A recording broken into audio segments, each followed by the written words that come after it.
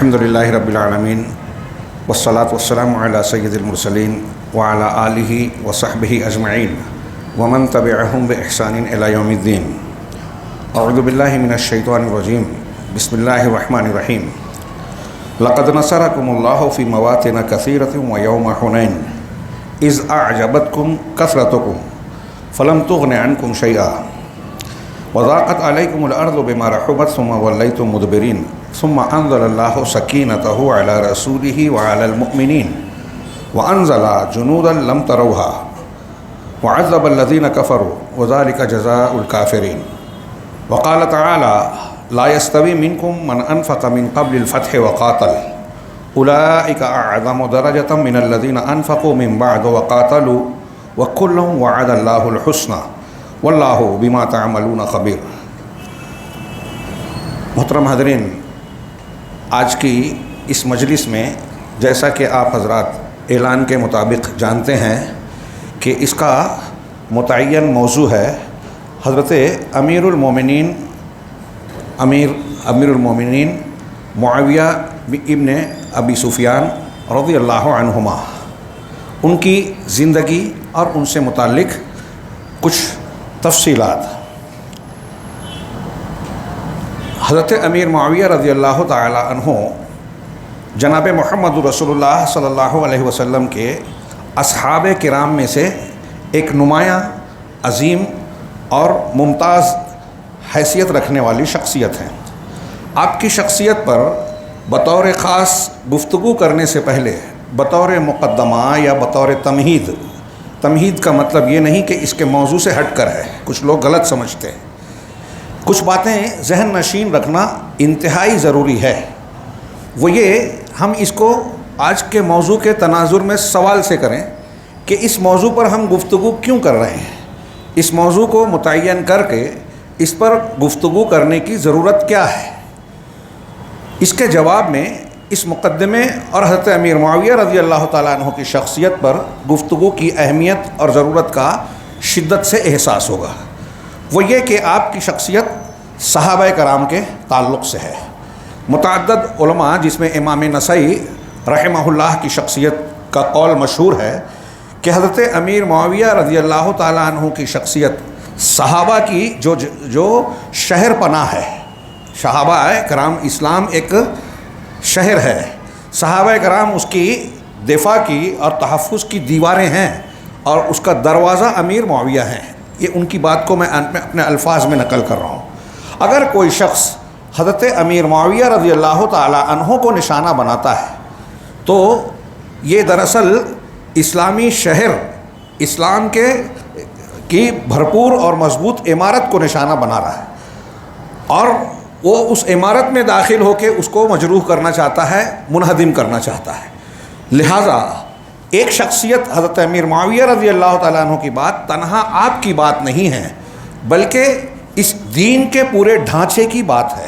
اور مقدمے کے طور پر جو میں بات عرض کرنا چاہتا ہوں وہ یہ کہ صحابہ کرام رضوان اللہ علیہم اجمعین کی شخصیت اور ان سے متعلق گفتگو کرنا، ان کے ادب و احترام، ان کے حقوق، ان کے تعلق سے ان کی پیروی کرنا، ان کے نقش قدم پر چلنا، یہ ہمارے لیے دینی اعتبار سے دین کا کئی پہلوؤں سے حصہ ہے، بلکہ یوں کہنا چاہیے کہ یہ دین کی ایک اہم اور بنیادی ضرورت کا حصہ ہے۔ یہی وجہ ہے کہ آپ احادیث کی کتابیں تو ہیں ہی، عقیدے کی کوئی کتاب اہل السنہ والجماعہ صحابہ کرام کے زمانے سے لے کر آج تک اہل حق اور اہل سنت کی جتنی بھی کتابیں آپ پائیں گے، آپ دیکھیں گے کہ انہوں نے صحابہ کرام رضوان اللہ علیہم اجمعین کی شخصیت، ان کے مقام و مرتبہ، ان کی بلندی کردار، ان کے قدوہ ہونے کی حیثیت، اللہ اور رسول کے نزدیک ان کی حیثیت اور ان سے متعلق قرآن و حدیث کی تلقینات کو خصوصی اہمیت دی ہے اور اسے عقیدے کا حصہ بتایا ہے۔ لہٰذا جس طرح ہم دنیا کے کچھ بادشاہوں، شخصیتوں اور لوگوں کے متعلق پڑھتے لکھتے اور بیان کرتے ہیں اور یہ سمجھا جاتا ہے کہ یہ تاریخ کا حصہ ہے، تو یہ دھیان رہے کہ صحابہ کرام پر جب ہم گفتگو کرتے ہیں، وہ حضرت امیر معاویہ رضی اللہ تعالیٰ عنہ ہوں یا دوسرے صحابہ کرام، تو یہ صرف تاریخ کا حصہ نہیں ہے، یہ ہمارے دین کا حصہ ہے، یہ ہمارے ایمان و عقیدے کا ایک حصہ ہے۔ چنانچہ صحابہ کرام پر گفتگو ایمان کا ایک جز ہے اور اہم جز ہے۔ اس جز کو اگر آپ ہٹا دیں تو ایمان کی پوری بنیاد اور پوری عمارت ڈھا سکتی ہے۔ اس کو سمجھنے کے لیے میں تھوڑا سا اشارہ کروں ایک دو پہلو کو کہ کیسے یہ ہمارے ایمان کا حصہ ہے۔ آپ نے متعدد مرتبہ بخاری اور مسلم کی وہ حدیث سنی ہے کہ 3 خصلتیں جس کے اندر ہوگی وہ ایمان کا مزہ چکھے گا، جس کے اندر نہیں ہوگی وہ نہیں چکھے گا۔ سب سے پہلی خصلت یہ کہ اس کے نزدیک اللہ اور اس کے رسول ان دونوں کے علاوہ ساری چیزوں سے زیادہ محبوب ہوں۔ اور دوسری خصلت یہ بتائی کہ اللہ کسی انسان سے اگر محبت کرے تو اللہ کے لیے محبت کرے۔ الحب فی اللہ والبغض فی اللہ ایمان کا ایک سرا ہے، ڈھانچہ ہے، توحید کی ایک اہم بنیاد ہے کہ آپ اللہ کے لیے محبت کریں، اللہ کے لیے نفرت کریں، اللہ کے لیے دوستی کریں، اللہ کے لیے دشمنی کریں۔ محبت کا تقاضا دوستی ہے اور نفرت کا تقاضا دشمنی ہے۔ اگر اللہ سے ایک آدمی کو محبت ہے تو اللہ کے محبوب سے محبت ہونا اس محبت میں لازمی ہے، اور اللہ تبارک و تعالیٰ سے محبت ہے تو اللہ کے مبغوض آدمی سے نفرت ہونا لازمی ہے۔ اکثر میں کہا کرتا ہوں کہ کیا کوئی مسلمان ایسا ہو سکتا ہے جو یہ کہے کہ مجھے فرعون بہت پسند ہے، ابو جہل سے بڑی محبت ہے، نمرود سے بڑی عقیدت ہے؟ کوئی ایسی شخصیت جس کے بارے میں کتاب و سنت سے بالکل واضح ہے کہ یہ اللہ اور اس کے رسولوں کا دین حق کا دشمن ہے، اس سے دوستی ہو ہی نہیں سکتی۔ اور اگر کوئی ایسے شخص سے دوستی، عقیدت، احترام کا مظاہرہ کرے تو وہ ایمان والا ہو نہیں سکتا۔ تو اللہ کے لیے محبت اور اللہ کے لیے نفرت ایمان کا ایک اہم ولا اور برا، دین کی ایک اہم بنیاد ہے عقیدے کی۔ صحابہ کرام سے محبت رکھنا اللہ کے لیے محبت کا ایک بنیادی حصہ ہے۔ اگر کوئی شخص صحابہ کرام سے یا صحابہ کرام کی میں سے کسی بھی شخصیت سے جن کے بارے میں یہ ثابت ہے کہ یہ صحابی رسول ہیں، اگر ان سے کوئی شخص بغض رکھتا ہے تو آپ اٹھائیے عقیدے کی کتاب، امام طحاوی اور دوسرے بہت سارے لوگ کہتے ہیں کہ ان سے بغض رکھنا نفاق ہے، کفر ہے، فجور ہے، ایمان کے منافی ہے۔ مختلف درجات ہو سکتے ہیں، جیسی آپ کی مخالفت ویسا آپ کا درجہ کفر میں، نفاق میں۔ تو ایمان سے اس کا بھرپور تعلق ہے۔ اب اس کو یوں بھی دیکھیے کہ اللہ سے کے محبوب ہیں۔ اللہ تعالیٰ نے قرآن میں کہا رضی اللہ عنہم، اللہ ان سے راضی ہوا۔ کیا مطلب ہے اس کا؟ کیا یہ سرسری سے طور پر گزر جانے والی بات ہے؟ اللہ ان سے راضی ہوئے کوئی چھوٹی موٹی بات نہیں ہے، اور اسی بنیاد پر ہم کہتے ہیں کہ صحابہ کرام کی شخصیات کو جاننا، ماننا، ان کا ادب و احترام کرنا یہ تاریخ کا حصہ نہیں ہے، ایمان کا حصہ ہے۔ اب اگر کوئی شخص صحابہ سے ناراض ہے، صحابہ کرام میں سے کسی کو برا بھلا کہتا ہے، ان کی بے ادبی اور ان کی بے عزتی کرتا ہے، اہانت کرتا ہے، تو وہ اللہ تبارک و تعالیٰ جس سے راضی ہے اس سے ناراض ہے۔ جس سے اللہ راضی ہے اگر اس سے کوئی ناراض ہو، یہ جانتے ہوئے کہ اللہ اس سے راضی ہے، تو کیا وہ اللہ پر ایمان رکھنے والا ہے؟ کیا وہ قرآن کی اس آیت کو مان رہا ہے؟ قرآن کی ان آیتوں کا جس میں صحابہ کرام کی مدح ہے، تعریف و توصیف ہے، ان کے ایمان اور ہدایت یافتہ ہونے کا سرٹیفکیٹ ہے، پروانہ ہے، ان ساری آیتوں کا وہ انکار کر رہا ہے، اور اگر تعویل بھی کر رہا ہے تو بہرحال وہ انتہائی سنگین قسم کے جرم کا ارتکاب کر رہا ہے، جرات کر رہا ہے اللہ کے مقابلے میں۔ تیسری چیز، اللہ کے نبی صلی اللہ علیہ وسلم کی متعدد احادیث سے یہ ثابت ہے کہ صحابہ کرام سے محبت رکھنا ایمان کا حصہ ہے، عمومی طور سے بھی اور خصوصی طور سے بھی۔ بعض روایتوں میں نام لے کر ہے، جیسے حضرت علی کے بارے میں، انصار کے بارے میں، حب الانصار من الایمان، انصار سے محبت رکھنا ایمان کا حصہ ہے۔ اب انصار سے محبت جب ایمان کا حصہ ہے تو مہاجرین کا درجہ بالتحقیق اور متفق علیہ طور پر انصار سے بڑھ کر ہے۔ قرآن میں جہاں بھی اللہ نے صحابہ کرام کا ذکر کیا تو انصار سے پہلے مہاجرین کا، والسابقون الاولون من المہاجرین والانصار، ہر جگہ پہلے مہاجرین کا ذکر کیا۔ اہل علم نے کہا یہ اس بات کی دلیل ہے کہ مہاجرین کا علی العموم درجہ انصار سے بڑھا ہوا ہے، تو انصار سے محبت رکھنا ایمان کا حصہ ہے، تو مہاجرین سے بھی محبت رکھنا ایمان کا حصہ ہوا۔ اور اگر کوئی شخص ان سے محبت نہیں رکھتا، اس کا مطلب وہ اپنے ایمان سے خالی ہے۔ دوسری بات، صحابہ کرام ایمان، ہدایت اور اللہ اور اس کے رسول کی طاعت و فرما برداری کا معیار ہیں، ہمارے لیے قدوہ ہیں، قدوہ نمونہ۔ یہ کوئی میں اپنی طرف سے نہیں کہہ رہا ہوں، یہ بھی قرآن نے متعین کیا، اللہ کے نبی صلی اللہ علیہ وسلم نے متعین فرمایا۔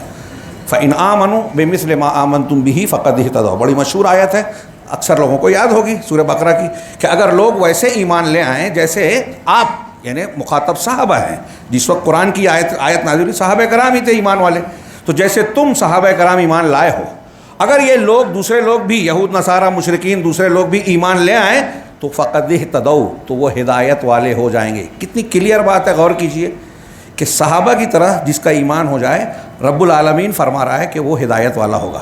اس کا مطلب صحابہ کا ایمان ہدایت کا معیار ہے، اور یہ قرآن کی بہت ساری آیتوں میں ہے، سورہ جمعہ میں اور دوسری جگہ پہ وَإِنْ كَانُوا مِن قَبْلُ لَفِي ضَلَالٍ مُبِينٍ، وہ آیت ہے کہ اللہ نے امیوں میں رسول بنا کر آپ کو بھیجا اور یہ کرتے ہیں، اگرچہ یہ پہلے جو ہے وہ ضلال مبین میں کھلی گمراہی میں تھے۔ قرآن کہہ رہا ہے کہ یہ صحابہ کرام پہلے گمراہی میں تھے، اس کا مطلب اب ہدایت پر ہے۔ یہ قرآن کی گواہی ہے، شہادت ہے۔ یہ ایک آیت ہوئی، میں نے ایک پیش کی۔ اس کے علاوہ قرآن کا فرمان ہے وَمَن يُشَاقِقِ الرَّسُولَ مِن بَعْدِ مَا تَبَيَّنَ لَهُ الْهُدَىٰ وَيَتَّبِعْ غَيْرَ سَبِيلِ الْمُؤْمِنِينَ نُوَلِّهِ مَا تَوَلَّىٰ وَنُصْلِهِ جَهَنَّمَ وَسَاءَتْ مَصِيرًا، جو شخص ہدایت کے واضح ہو جانے کے بعد رسول کی مخالفت کرے اور مومنوں کے راستے سے ہٹ کر دوسرے راستے پر چلے، وَيَتَّبِعْ غَيْرَ سَبِيلِ الْمُؤْمِنِينَ، یہاں بھی حضرت امام شافعی رحمہ اللہ اور دوسرے علماء محدثین مفسرین کہتے ہیں کہ یہاں المومنین سے مراد اولین درجے میں صحابہ کرام ہیں۔ قرآن کی اس آیت کے نزول کے وقت مومنین صحابہ ہی تھے، تو جو نبی کی مخالفت کرے اور صحابہ کے خلاف چلے، اس کا یہ بھی مطلب ہوا کہ صحابہ کا مجموعی طریقہ وہی تھا جو نبی کا تھا۔ اب جو ان کی مخالفت کرے، نبی کے منہج و عقیدے کے خلاف جائے، صحابہ کے منہج و عقیدے کے خلاف جائے، تو اللہ تعالیٰ نے کہا نُوَلِّهِ مَا تَوَلَّىٰ، ہم اسے اسی راستے پر چلنے دیں گے، اس کے حوالے کر دیں گے، اب توفیق سے محروم ہوگا، ہدایت سے، وَنُصْلِهِ جہنم، اور اسے ہم جہنم رسید کر دیں گے، جہنم میں ڈال دیں گے، وَسَاءَتْ مَصِيرًا، اور یہ بہت برا ٹھکانہ ہے۔ قرآن کی آیت کہہ رہی ہے المؤمنین۔ امام شافعی کہتے ہیں اس سے یہ ثابت ہوا اس آیت کریمہ سے کہ اگر کسی معاملے پر صحابہ کرام متفق ہوں تو کوئی شخص اس کے خلاف جاتا ہے تو وہ جہنم کے راستے پہ جا رہا ہے۔ صحابہ کرام کا اتفاق یعنی اجماع شرعی طور پر حجت ہے، قرآن کی اس دلیل کے مطابق حجت ہے۔ اور بات کے کسی زمانے میں علماء فن اگر کسی بات پر متفق ہو جائیں تو وہ بھی ہدایت ہے۔ تو یہ ایک آیت ہے۔ اسی طرح اللہ تبارک و تعالیٰ نے قرآن مجید میں مثال کے طور پہ سورہ فتح میں صحابہ کرام کا ذکر کیا، محمد الرسول اللہ، محمد اللہ کے رسول ہیں، والذین آمنوا معہ، اور جو آپ کے ساتھ ایمان لائے یعنی صحابہ، اشداء علی الکفار رحماء بینہم، یہ کفار پر سخت ہیں، آپس میں نرم ہیں۔ دیکھیے وہی ولا اور برا، صحابہ کرام کے اندر یہ خصوصیت ہے کہ ان کی دوستی اور دشمنی کی بنیاد کیا ہے؟ کفر اور ایمان ہے۔ ایمان والا ان کے محبوب ہے، ان پر وہ رحم دل ہیں، اور کفر والوں پر وہ سخت ہیں۔ ان کی ولا اور برا کا یہ معاملہ، یہ ولا اور برا کا ایک وصف ان کے عقیدے اور منہج کو بتاتا ہے، اشداء علی الکفار رحماء بینہم۔ اور ان کی آپس کی عبادت و تقوی کا، ورع اور زہد کا معاملہ کیا ہے؟ تراہم رکعا سجدا یبتغون فضلا من اللہ ورضوانا، کہ تم انہیں دیکھو گے کہ وہ سجدے کی حالت میں ہیں اور رکوع کی حالت میں۔ یہ ان کا عمل ہوا، عبادت ریاضت، اللہ سے تعلق، لوگوں سے تعلق، اشداء علی الکفار رحماء بینہم، اللہ سے تعلق، تراہم رکعا سجدا۔ اور یہ جو ظاہری اور یہ جو ظاہری عمل دکھ رہا ہے اللہ اور بندوں سے تعلق کا، اس کے بارے میں اللہ کی گواہی سنیے آگے اسی آیت میں، یبتغون فضلا من اللہ ورضوانا، کہ ایسا کرتے ہوئے وہ اللہ کا فضل اور اس کی رضامندی کے خواہاں ہوتے ہیں۔ یہ اللہ کی گواہی ہے کہ صحابہ کرام باطن میں اللہ تبارک و تعالیٰ کی خوشنودی چاہتے ہیں، مخلص ہیں، ریاکار، شہرت طرف، دنیا دار یا منافق نہیں ہیں۔ یہ اللہ تبارک و تعالیٰ کی بہت بڑی گواہی ہے۔ ان آیتوں میں صحابہ کرام کے ظاہر و باطن کے تعلق سے اللہ تبارک و تعالیٰ نے گواہی دی کہ یہ اللہ کے یہاں مقبول ہے۔ اور جب یہ گواہی دی تو کیوں دی؟ قرآن مجید قیامت تک کے لیے قرآن کی آیتوں میں اسے تلاوت کرنے کے لیے اللہ نے کیوں بیان فرمایا؟ تاکہ مسلمانوں کے لیے صحابہ کرام کی یہ شخصیات اور سیرت، ان کا یہ کردار نمونہ بنے، قدوہ بنے، اور یہ نمونہ اور قدوہ بڑوں کے لیے بھی ہے اور بچوں کی تعلیم و تربیت کے لیے بہت ضروری ہے۔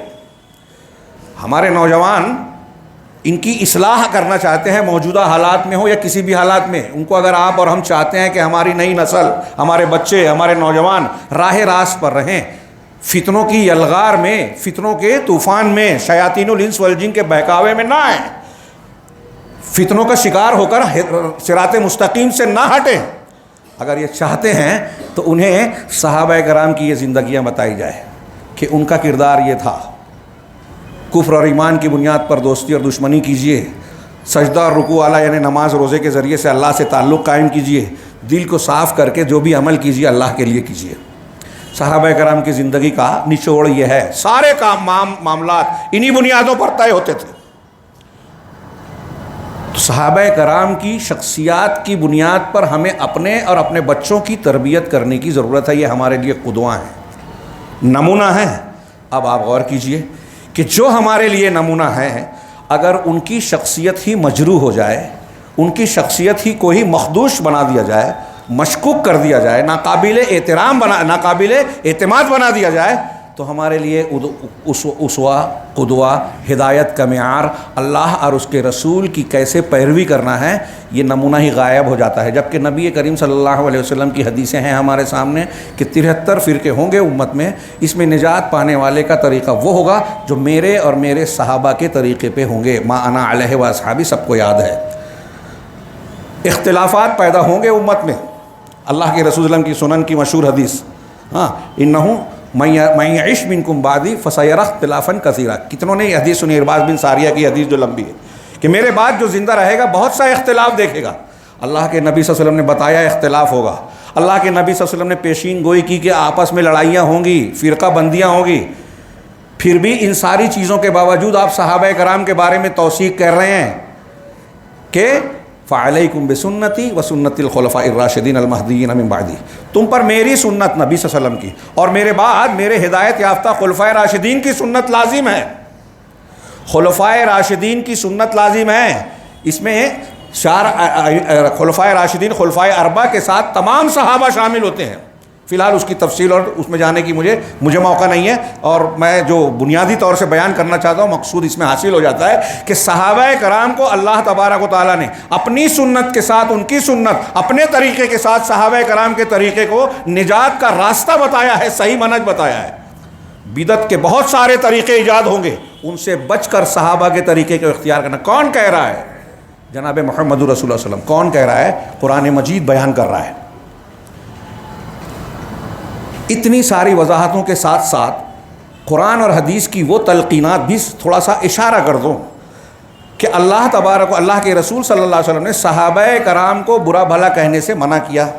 حضرت خالد بن ولید رضی اللہ تعالیٰ عنہ اور حضرت عبد الرحمن بن عوف، ان دونوں کے درمیان تھوڑی تکرار ہو گئی۔ بخاری مسلم کی حدیث ہے، مسلم میں تھوڑی سی تفصیل ہے، بخاری میں اختصار کے ساتھ۔ اللہ کے نبی صلی اللہ علیہ وسلم کو پتہ چلا کہ حضرت خالد اور حضرت عبد الرحمن میں ایسا ہوا، حضرت خالد نے سخت باتیں حضرت عبد الرحمن بن عوف سے کہہ دی، بلایا اور کہا کہ تم میرے صحابہ سے سخت سست بات کر رہے ہو، ان سے، جبکہ خود خالد بن ولید بھی صحابی ہیں۔ آپ نے کہا والذی نفسی بیدی، اس ذات کی قسم جس کے ہاتھ میں میری جان ہے، لو انفقتم مثل احد ذہبا، کہ اگر تم میں سے کوئی شخص بعد والا احد پہاڑ کے برابر سونا خرچ کر دے، ما بلغ ذلك مد احدهم او نصیفہ او کما قال، تو ان سابقون الاولون صحابہ نے، عبد الرحمن بن عوف رضی اللہ تعالیٰ عنہ کے زمرے کے صحابہ نے جو ایک مد اور آدھا مد، کلو آدھا کلو اور پاؤ کلو جو خرچ کیا ہے اللہ کے راستے میں، وہ تمہارے احد پہاڑ کے برابر سونے کا وقت بھی نہیں پہنچ سکتا۔ تھوڑی دیر کے لیے ان نصوص پر غور کیجئے، میں نے بہت کم پیش کیا ہے۔ صحابہ کرام کا درجہ مقام کیا بنتا ہے؟ ہاں، بعد کے لوگ اتنا سونا کما سکتے ہیں، آپ میں سے ہم میں سے کوئی کما لیا تو اتنا خرچ کرے گا، اور اگر خرچ کر دے بالفرض محال، درجے کا اندازہ لگائیے کہ انہوں نے مد اور آدھا مد جو خرچ کیا، بعد والے کے احد پہاڑ کے برابر کا سونا اس کو نہیں پہنچ سکتا، کیا مقام ہے صحابہ کا؟ اگر اس سلسلے میں صحابہ، تابعین، تبع تابعین کے اقوال پیش کریں تو موٹی کتاب تیار ہوگی کہ صحابہ کرام کا مقام کیا ہے۔ حضرت ابن عباس کہتے ہیں کہ صحابہ میں سے کسی کو برا مت کہو، ان میں سے کوئی شخص اگر ایک ساتھ نبی کریم صلی اللہ علیہ وسلم کے لیے کھڑا ہوا ہے تو تمہارے سینکڑوں سال کی عبادت سے بہتر ہے۔ اسی طرح کا قول ہے ان کا، لگ بھگ یہ ان کا مقام ہے۔ اب اللہ کے رسول صلی اللہ علیہ وسلم نے، قرآن نے ان کا مقام بتایا، اور میں نے بتایا کہ یہ ایمان کا حصہ ہو گیا، اور چونکہ قرآن نے ان کی تعریف کی ہے اسی لیے اہل سنت والجماعت کا عقیدہ ہے کہ صحابہ سب کے سب عادل ہیں، جن کی تعدیل، جن کی تعریف، توثیق اور مدح و تعریف اللہ اور رسول نے کی ہے، ہم اس پر کیڑا کیسے نکال سکتے ہیں؟ اسی لیے ائمہ محدثین اور اس امت کے اہل سنت کا اصول ہے کہ صحابہ پر جرح نہیں کی جائے گی، صحابہ کرام پر جرح نہیں کی جائے گی۔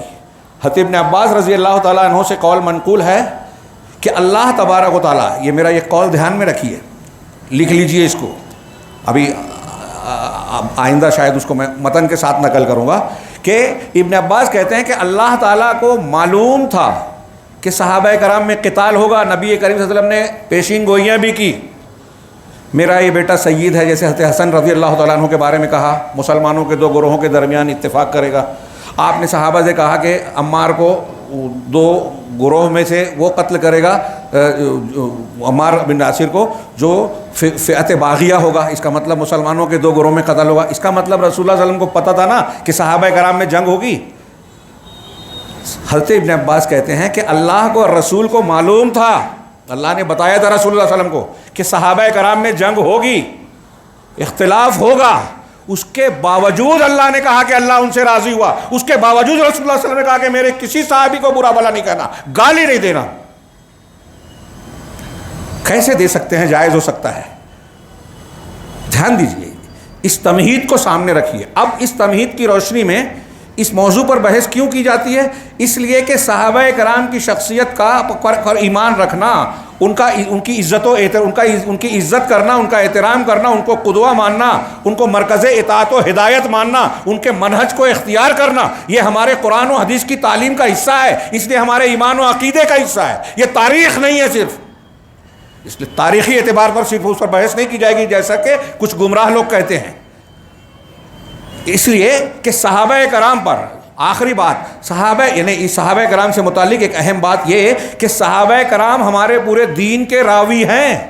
امام ابو زرعہ رازی جو امام بخاری کے شاگرد اور امام مسلم کے استاذ ہیں، وہ کہتے ہیں کہ اگر کسی شخص کو تم دیکھو کہ وہ صحابہ کرام یا صحابہ میں سے کسی کو نشانہ بنا رہا ہے تو تم خود اس کو جان جاؤ کہ وہ ملحد و زندیق ہے، بے دین ہے، کیونکہ ہمارے نزدیک قرآن حق ہے، رسول حق ہیں، اللہ کے رسول کی احادیث حق ہیں، اور اس کو روایت کرنے والے صحابہ کرام ہیں۔ اگر کوئی شخص صحابہ کرام کو نشانہ بنا رہا ہے تو وہ قرآن کو نشانہ بنا رہا ہے، حدیثوں کو نشانہ بنا رہا ہے، اس لیے زیادہ لائق ہے کہ اس شخص کو ہم ملحد اور بے دین کہیں جو صحابہ کرام کو بے دین کہہ رہا ہے، صحابہ کرام کو نشانہ بنا رہا ہے، وہ بے دین ہے، بد دین ہے، اس کو مجروح مانیے، اس کو اپنے سے دور کیجیے، اپنے آپ کو اس سے دور کیجیے۔ حضرت عائشہ صدیقہ رضی اللہ تعالیٰ عنہ سے کچھ لوگوں نے کہا کہ ان ناسا یتناولون اصحاب رسول اللہ صلی اللہ علیہ وسلم حتی ابا بکر و عمر، کہ بعض لوگ ایسے ہیں جو صحابہ کرام کو نشانہ بنا رہے ہیں، یہاں تک کہ ابو بکر اور عمر فاروق رضی اللہ تعالیٰ عنہ کو بھی۔ تو ام المومنین نے بڑا پیارا جواب دیا کہ یہ صحابہ کرام اللہ کی محبوب لوگ تھے، یہ دنیا سے چلے گئے تو ان کے اجر کا سلسلہ تھم گیا، یعنی عمل کا سلسلہ کٹ گیا، لیکن اللہ رب العالمین نے یہ چاہا کہ ان کی نیکیوں کا سلسلہ جاری رہے، اس لیے ان کی زبانیں دراز کر دی۔ یہ جو صحابہ کرام کو برا بھلا کہہ رہے ہیں، ان کا برا کہنا صحابہ کرام کے لیے نیکیاں ہیں، قیامت کے دن یہ ان کی نیکی بنے گی، ان کی نیکیوں سے ان کو ملے گا۔ ان ساری باتوں اور تمہید کی بنیاد پر میں یہ عرض کرنا چاہتا ہوں کہ اگر کوئی شخص صحابہ یا صحابہ میں سے کسی ایک شخصیت کو نشانہ بناتا ہے تو دراصل اس کا مقصود دین ہے، وہ چاہے اپنے آپ کو کتنا ہی پارسا بتاتا ہو، اس کا اصل مقصود اور اس کا نشانہ اللہ تعالیٰ کا اتارا ہوا دین ہے۔ وہ صحابہ کرام کے ذریعے سے اس دین کو اور دین کی تعلیمات کو، ہمارے بچوں کے لیے قدوہ نمونے کو، ہماری ہدایت اور صحیح منہج کو جو ہے مجروح کر رہا ہے، سنت اور بدعت کو خلط ملط کر رہا ہے۔ اگر صحابہ کرام کو ہٹا دیا جائے تو ہمارے بچوں کی تربیت کا ایک بہت بڑا سامان، بنیادی سامان غائب ہو جاتا ہے، ہماری ہدایت کا اور منہج کا سامان غائب ہو جاتا ہے، سنت اور بدعت میں فرق کرنا مشکل ہو جائے گا، حق اور باطل میں تفریق کرنا مشکل ہو جائے گا۔ اسی لیے اعدائے اسلام نے جب غور کیا، مسلمانوں کے دشمنوں نے، یہ آج کی بات نہیں ہے، 100-200 سال کی بات نہیں ہے، نبی کریم صلی اللہ علیہ وسلم کے صحابہ کرام جب دنیا میں موجود تھے تبھی سے یہ سلسلہ چل رہا ہے۔ جب فتوحات کا سلسلہ بڑھا، اللہ کے نبی صلی اللہ علیہ وسلم کے زمانے میں ہی صحابہ کرام کے خلاف کچھ کوششیں کی گئیں، وہاں کامیابی نہیں ہوئی، وحی کا نزول ہوتا تھا۔ پھر آپ کے بعد کے زمانے میں اس چیز کو شدت سے موقع ملا حضرت عثمان غنی کے زمانے میں، جب عبداللہ بن سبا اور خوارج کے ٹولے نے پہلے حضرت عثمان غنی کے خلاف محاذ کھڑا کرنا چاہا، جب کامیاب نہیں ہوئے براہ راست تو بڑی پلاننگ سے اندرونی طور پر کہا کہ پہلے ہم کو راستہ ہموار کرنا چاہیے، ہتھیار والی مخالفت سے پہلے زبان والی مخالفت کرنی چاہیے۔ چنانچہ ان کے تربیت یافتہ لوگ صحابہ کرام مدینہ میں اور مسلمانوں کے بیچ جا کے حضرت عثمان غنی رضی اللہ تعالیٰ عنہ کے فیصلوں پر، کردار پر، ان کے کاموں پر جو ہے اعتراضات شروع کیا، کیڑے نکالنا شروع کیا، تنقیدیں کی، مخالفتیں کی، اور آہستہ آہستہ ماحول بنایا، اور پھر وہ واقعہ پیش آیا جس سے حضرت عثمان غنی کو گھیرا گیا، آپ کو نظر بند کیا گیا، اور بالآخر شہادت پر آپ کے جو ہے معاملہ منتج ہوا، اور پھر فتنوں کا سلسلہ بڑھتے بڑھتے آگے چلتا ہے۔ پھر حضرت علی رضی اللہ عنہ کا دور آیا، اور پھر حضرت امیر معاویہ اور حضرت علی کا، حضرت علی اور حضرت عائشہ، عبداللہ بن زبیر بن عوام اور حضرت طلحہ کے درمیان جنگ جمل ہوئی، حضرت امیر معاویہ اور ان کے درمیان جنگ صفین ہوئی۔ ان چیزوں کو نشانہ بنا کر، ٹارگٹ کر کے دشمنان اسلام نے بڑی شدت کے ساتھ پلاننگ کی۔ آپ اگر کتابیں پڑھیں تو مسلمان یا اسلام کو کیسے مجروح کیا جائے، باطنیہ کے ایک طبقے نے باقاعدہ پلاننگ کی، جس میں یہود کو بھی شامل کیا، مزدہ اور مزدکیہ جو ایران کے مذہب تھے، مجوسیوں کے کی شاخیں سمجھ لیجئے، زرتشتی، مزدکی، مانویہ، اور پھر ان کے ساتھ اس امت میں جن لوگوں کو ہم روافض یا شیعہ کہتے ہیں ان کو بھی شامل کیا۔ ان کے مختلف طبقات ہیں، تو ان لوگوں نے پلاننگ کی کہ مسلمانوں کو اسلام سے کیسے دور کیا جائے، کیسے ان کو قرآن و حدیث کے مخالف بنایا جائے، مسلمان رکھتے ہوئے ہتھیار سے ڈائریکٹ لڑائی میں بدعتوں کو پیش کرنے میں کامیابی نہیں مل رہی ہے، تو کیا کیا جائے؟ تو ان کے 2-3 حصے بنیادی بنائے انہوں نے۔ سب سے پہلی بنیاد یہ کہ یہ کہو کہ قرآن کا کچھ قرآن کے جو ظاہری الفاظ ہیں صرف وہی مقصود نہیں ہیں، بلکہ قرآن کے ظاہر کے ساتھ ساتھ قرآن کے باطنی معنی بھی مراد ہے۔ اب باطنی معنی کیسے مانیں گے؟ قرآن کا مرج البحرین یلتقیان، 2 سمندر مل رہے ہیں، تو اب یہاں سمندر سے لوگ سمندر سمجھ رہے ہیں، شیعہ کہتے ہیں کہ سمندر سے 2 سمندر سے مراد حضرت علی، حضرت فاطمہ ہے۔ تو اب یہ کیسے بیان کیا جائے، ایک آدمی کیسے مانے گا مسلمانوں میں سے؟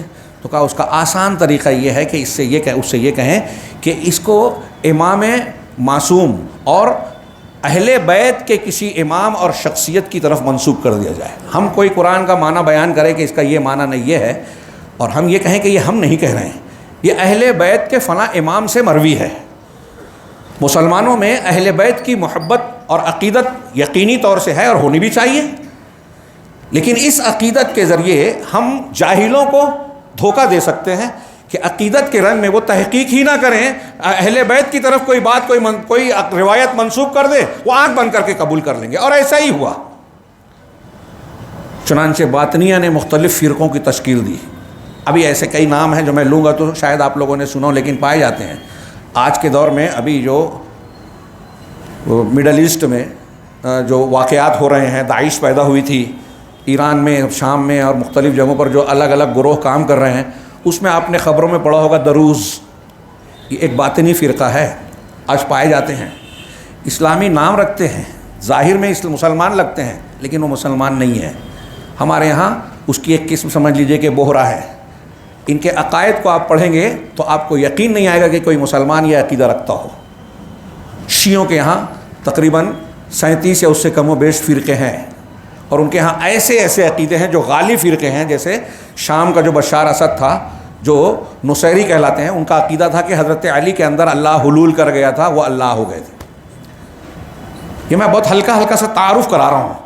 محمرہ، دروز، بعد میں یہ قادیانی بہائیوں کو بھی باطنیہ میں شمار کیا جاتا ہے۔ باطنی وہ فرقے ہیں جو ظاہر میں مسلمان لگتے ہیں لیکن حقیقت میں اندر سے کچھ اور ہیں، اور وہ اسلام کی بنیادوں کو کھوکھلا کرنے کی کوشش کرتے ہیں، مسلمانوں کے سب سے زیادہ بڑے دشمن ہیں، اور یہ ہمیشہ یہود و نصارہ کا ساتھ دیتے ہیں مسلمانوں کے خلاف۔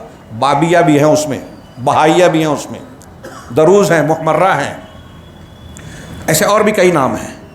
ان سب کے لیے ایک راستہ اور پل بنے اہل سنت کے درمیان صوفیہ، اہل تصوف۔ دھیان سے سنیے گا، ان کے بارے میں بیان کروں تو بہت سے لوگ ناراض ہوتے ہیں، گالیاں دیتے ہیں۔ ہندوستان پاکستان کی بڑی بڑی شخصیات تصوف سے جڑی ہوئی نظر آتی ہیں، بڑے بڑے علماء، علامہ، جن کو لوگ عقیدت سے دیکھتے ہیں، جبکہ صوفیت اور تصوف کا وجود اسلام کی مخالفت میں ہوا۔ یہ باطنیہ کی کوششوں کا نتیجہ ہے، آپ تاریخ پڑھیے، میں تفصیل نہیں بیان کر سکتا۔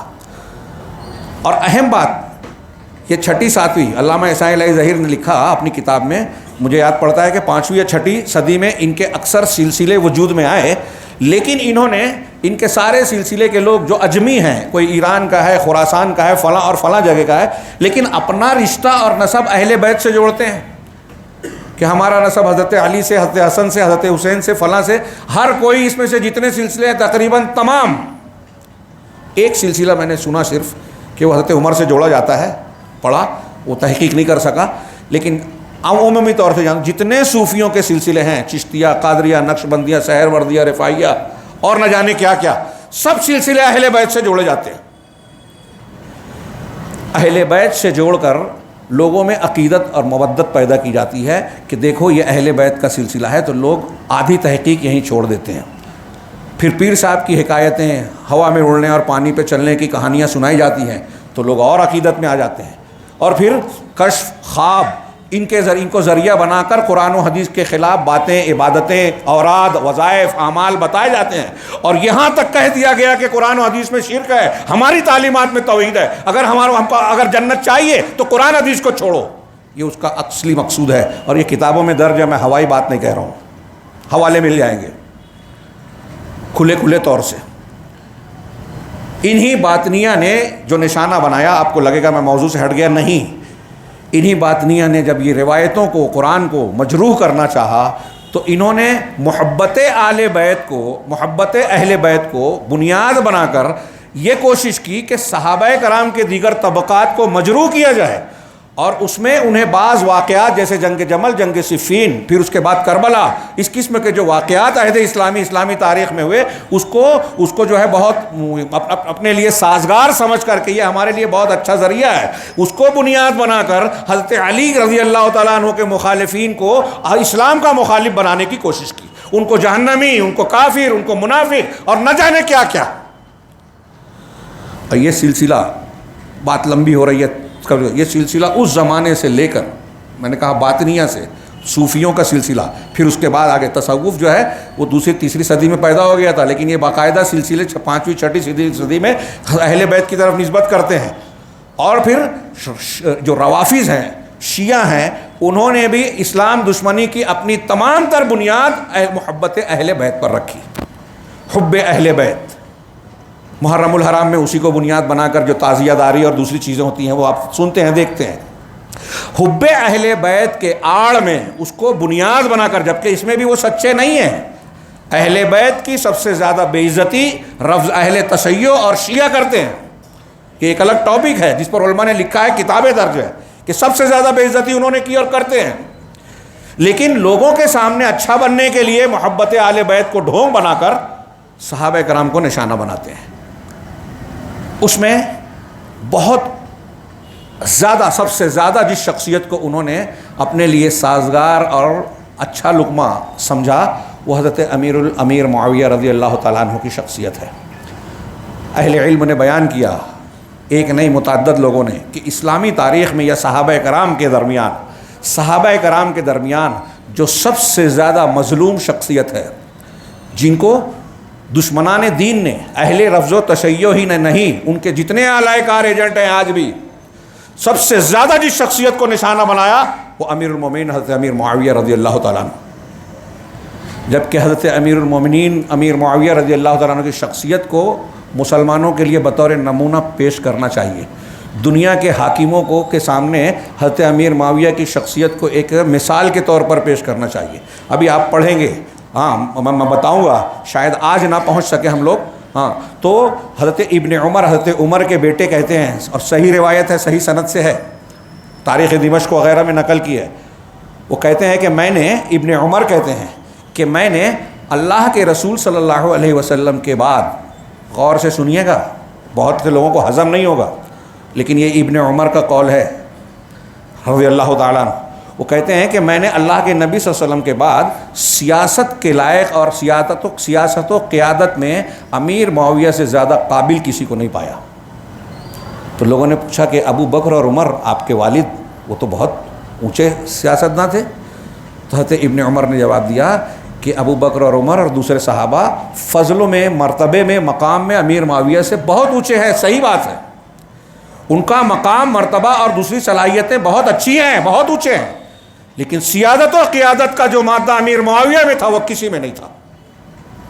اور یہ خود حضرت عمر فاروق بھی اعتراف کرتے تھے بعض مقامات پر, صحیح سند سے ثابت ہے. وہ کہتے تھے کہ تم قیصر و کسریٰ کا تذکرہ کرتے ہو, ان کی چالاکی, ہوشیاری, دہا کا لفظ ہے, تذکرون قیصر و کسریٰ و دہاءہما, یہ ان کا قول ہے. وتدعون معاویہ ابن ابی سفیان, تم قیصر و کسریٰ کی چالاکی اور ان کی ہوشیاری اور ان کی سلطنت کا ذکر کرتے ہو, اور امیر معاویہ بن ابی سفیان کو بھول جاتے ہو, یہ ان سے کہیں بڑھ کر ہے. یہ حضرت عمر کہتے ہیں. حضرت امیر المومنین معاویہ بن ابی سفیان رضی اللہ تعالیٰ عنہ, ان کی شخصیت کو نشانہ بنا کر حضرت عمر, حضرت عثمان, پھر ان کے موافقین, پھر ان کے ساتھی جو حضرت علی کے مقابلے میں ان کے ساتھ تھے, ان سارے لوگوں کو مجروح کرنے کی کوشش کی جاتی ہے اور پورے اسلام کو نشانہ بنایا جاتا ہے. اور یہ سلسلہ جیسا کہ میں نے عرض کیا کہ پہلے سے چل رہا ہے, روافظ اور شیعوں کے تو عقیدے کا حصہ ہے. خمینی جیسے آدمی کی کتاب میں لکھا ہوا ہے کہ صبح و شام ہر نماز کے بعد ابو بکر اور عمر پر لعنت بھیجنا, ان سے تبرہ کرنا بہت بڑے اجر و ثواب کا باعث ہے. اس کی فضیلتیں انہوں نے بیان کی. اور حضرت امیر معاویہ رضی اللہ تعالیٰ عنہ کے تعلق سے بھی وہ لوگ جہنمی اور نہ جانے کیا کیا کہتے ہیں. ان کی ٹکسال میں جہاں لاکھوں حدیثیں, شیعوں کے یہاں لاکھوں حدیثیں اہل بیت کے مناقب میں گڑھی گئی, لاکھوں بول رہا ہوں, مبالغہ نہیں کر رہا ہوں. ایک کتاب میں نے پڑھا کہ صرف حضرت علی کے مناقب میں 3 لاکھ حدیثیں بنائی تھی شیعوں نے, 3 لاکھ. تو جہاں اہل بیت کے مناقب میں حدیثیں بنائی گئی, وہاں عمر فاروق, حضرت ابو بکر صدیق, حضرت عائشہ اور دیگر صحابہ کے ساتھ ساتھ امیر معاویہ رضی اللہ تعالیٰ عنہ کی مذمت میں, برائی میں بہت ساری ہزاروں لاکھوں حدیثیں گڑھی گئیں. اور ان حدیثوں کو آج ان کے کچھ ایجنٹ ہمارے درمیان پیش کرتے ہیں. میں نے عرض کیا کہ ان کا یہ طریقہ تھا, اور آج آپ دیکھیے کہ ان کے کچھ گرگے, اعلی کار, جن کو عام زبان میں ہم ایجنٹ کہہ لیں, اہل سنت والجماعت کا مکھوٹا لگا کر ہمارے درمیان دعوت و تبلیغ کا کام کر رہے ہیں. اہل سنت کا چہرہ بتاتے ہیں. میں نام لوں, سلمان الحسینی ندوی, جس نے سعودی عرب کا کھایا اور اب ایران کی گا رہا ہے. سعودی عرب میں پڑھا, ان کے اخراجات پر بڑے مزے لیے, سفر کیے, اور کسی معاملے پہ بگڑ گئی تو معاملہ بگڑ گیا. یہ اس نے داعش کو کی تعریف کیا, ابو مصعب داعش کے امیر کو اپنا امیر کہا تھا. ہندوستانی حکومت نے جب پیشکش لگایا تو اس کی برائی کر کے جو ہے ان کی زبان بولنے لگا. شیعوں کا سواگت کرتا ہے, حضرت عائشہ کو برا بھلا کہا, امیر معاویہ کو برا بھلا کہا. اور ابھی ایک کلپ تازہ آئی ہے, اس میں وہ کہتا ہے, روایت پیش کرتا ہے کہ معاویہ اس امت کا فرعون ہے, جو شیعوں کی من گھڑت اور جھوٹی حدیث ہے, اور اس کو وہ صحیح کہتا ہے. ایسے اور بھی گرگے ہیں. میں نے ایک کا نام لیا, مرزا علی انجینئر, پاکستان کا جاہل, شیعوں کا اعلی کار ہے. ہمارے یہاں خبر نہیں ہے, شیعوں کے مدرسے میں جاتا ہے, ان سے روابط رکھتا ہے, سنیوں سے بھاگتا ہے. ہمارے یہاں لوگ نوجوان سمجھتے ہیں کہ وہ علماء کو چیلنج کرتا ہے. علماء جب اس سے وقت لینے جاتے ہیں تو بھاگتا ہے, انکار کرتا ہے, بہانے بازیاں کرتا ہے, قرآن کی آیت ٹھیک سے پڑھ نہیں پاتا. پڑھیے وہاں کے علماء کو, دیکھیے اس کے اپنے تضادات, کل کچھ کہتا تھا آج کچھ کہتا ہے. ہمارے کچھ نوجوان اس سے متاثر ہیں. مولانا ابو العلا مودودی, خلافت و ملوکیت کی شرعی حیثیت, انہوں نے ملوکیت کا خلافت کیسے ملوکیت میں تبدیل ہوئی، اس کو بیان کرتے کرتے حضرت امیر معاویہ، حضرت عمرو بن عاص، حضرت مغیرہ بن شعبہ اور متعدد صحابہ کرام کے تعلق سے ان روایتوں کو پیش کیا جو شیعی روایتیں، ان کے مقابل کی روایتوں کو رد کر دیا۔ اس کو پڑھنے والے بہت سی شخصیات ایسی ہیں، میں نے اپنے کانوں سے سنا اسی مالیگاؤں میں۔ ایک پڑھا لکھا آدمی کہتا ہے کہ جب سے میں نے مودودی صاحب کی یہ کتاب پڑھی، امیر معاویہ، حضرت عمرو بن عاص اور مغیرہ بن شعبہ کو رضی اللہ عنہ کہنے کا دل نہیں ہوتا۔ میں نہیں کہتا، یہ میں نے سنا ہے اپنے ہاتھوں سے، اپنی کانوں سے۔ موجود ہے وہ شخص، ان کو علامہ کہا جائے، اور ان کی شخصیت کا نام لے کے ہم اگر تنقید کر دیں تو بہت سے لوگوں کو مولانا نے نام لے لیا، وہ امیر معاویہ کی برائی کریں، آپ کی پیشانی پہ بل نہیں آتا؟ اگر آپ کی پیشانی پہ بل نہیں آتا تو میں لکھ لیجئے، میں بیان کر رہا ہوں بہت ذمہ داری کے ساتھ، جو ابھی دلیلیں بیان کی اور ابھی آگے بیان کروں گا کہ آپ کا ایمان درست نہیں ہے، ٹھیک ٹھاک کیجئے۔ یہ غیرت ایمانی کا تقاضا ہے کہ آپ صحابہ کرام کو اگر کوئی شخص نشانہ بناتا ہے، ان پر ظلم کرتا ہے تو آپ ان کا دفاع کریں، یہ آپ کے ایمان کا تقاضا ہے، مسلمان کو یہ کرنا چاہیے، حق ہے صحابہ کا ہم پر کہ ان سے ان چیزوں کو صاف کریں جو جھوٹ بولا جا رہا ہے ان کے تعلق سے۔ تو ان کے اعلی کار ہمارے درمیان ہیں، جھوٹی سچی روایتیں بیان کی جا رہی ہیں اور اللہ کے نبی صلی اللہ علیہ وسلم کے تعلیمات کو فراموش کرایا جا رہا ہے۔ اگر صحابہ کرام کے درمیان اختلاف ہوا، میں نے ابھی کہا تھا ایک اور روایت ہے جو صحیح ہے، اللہ کے نبی صلی اللہ علیہ وسلم فرماتے ہیں اذا ذکر اصحابی فامسکوا، جب میرے صحابہ کا ذکر آئے تو تم رک جاؤ۔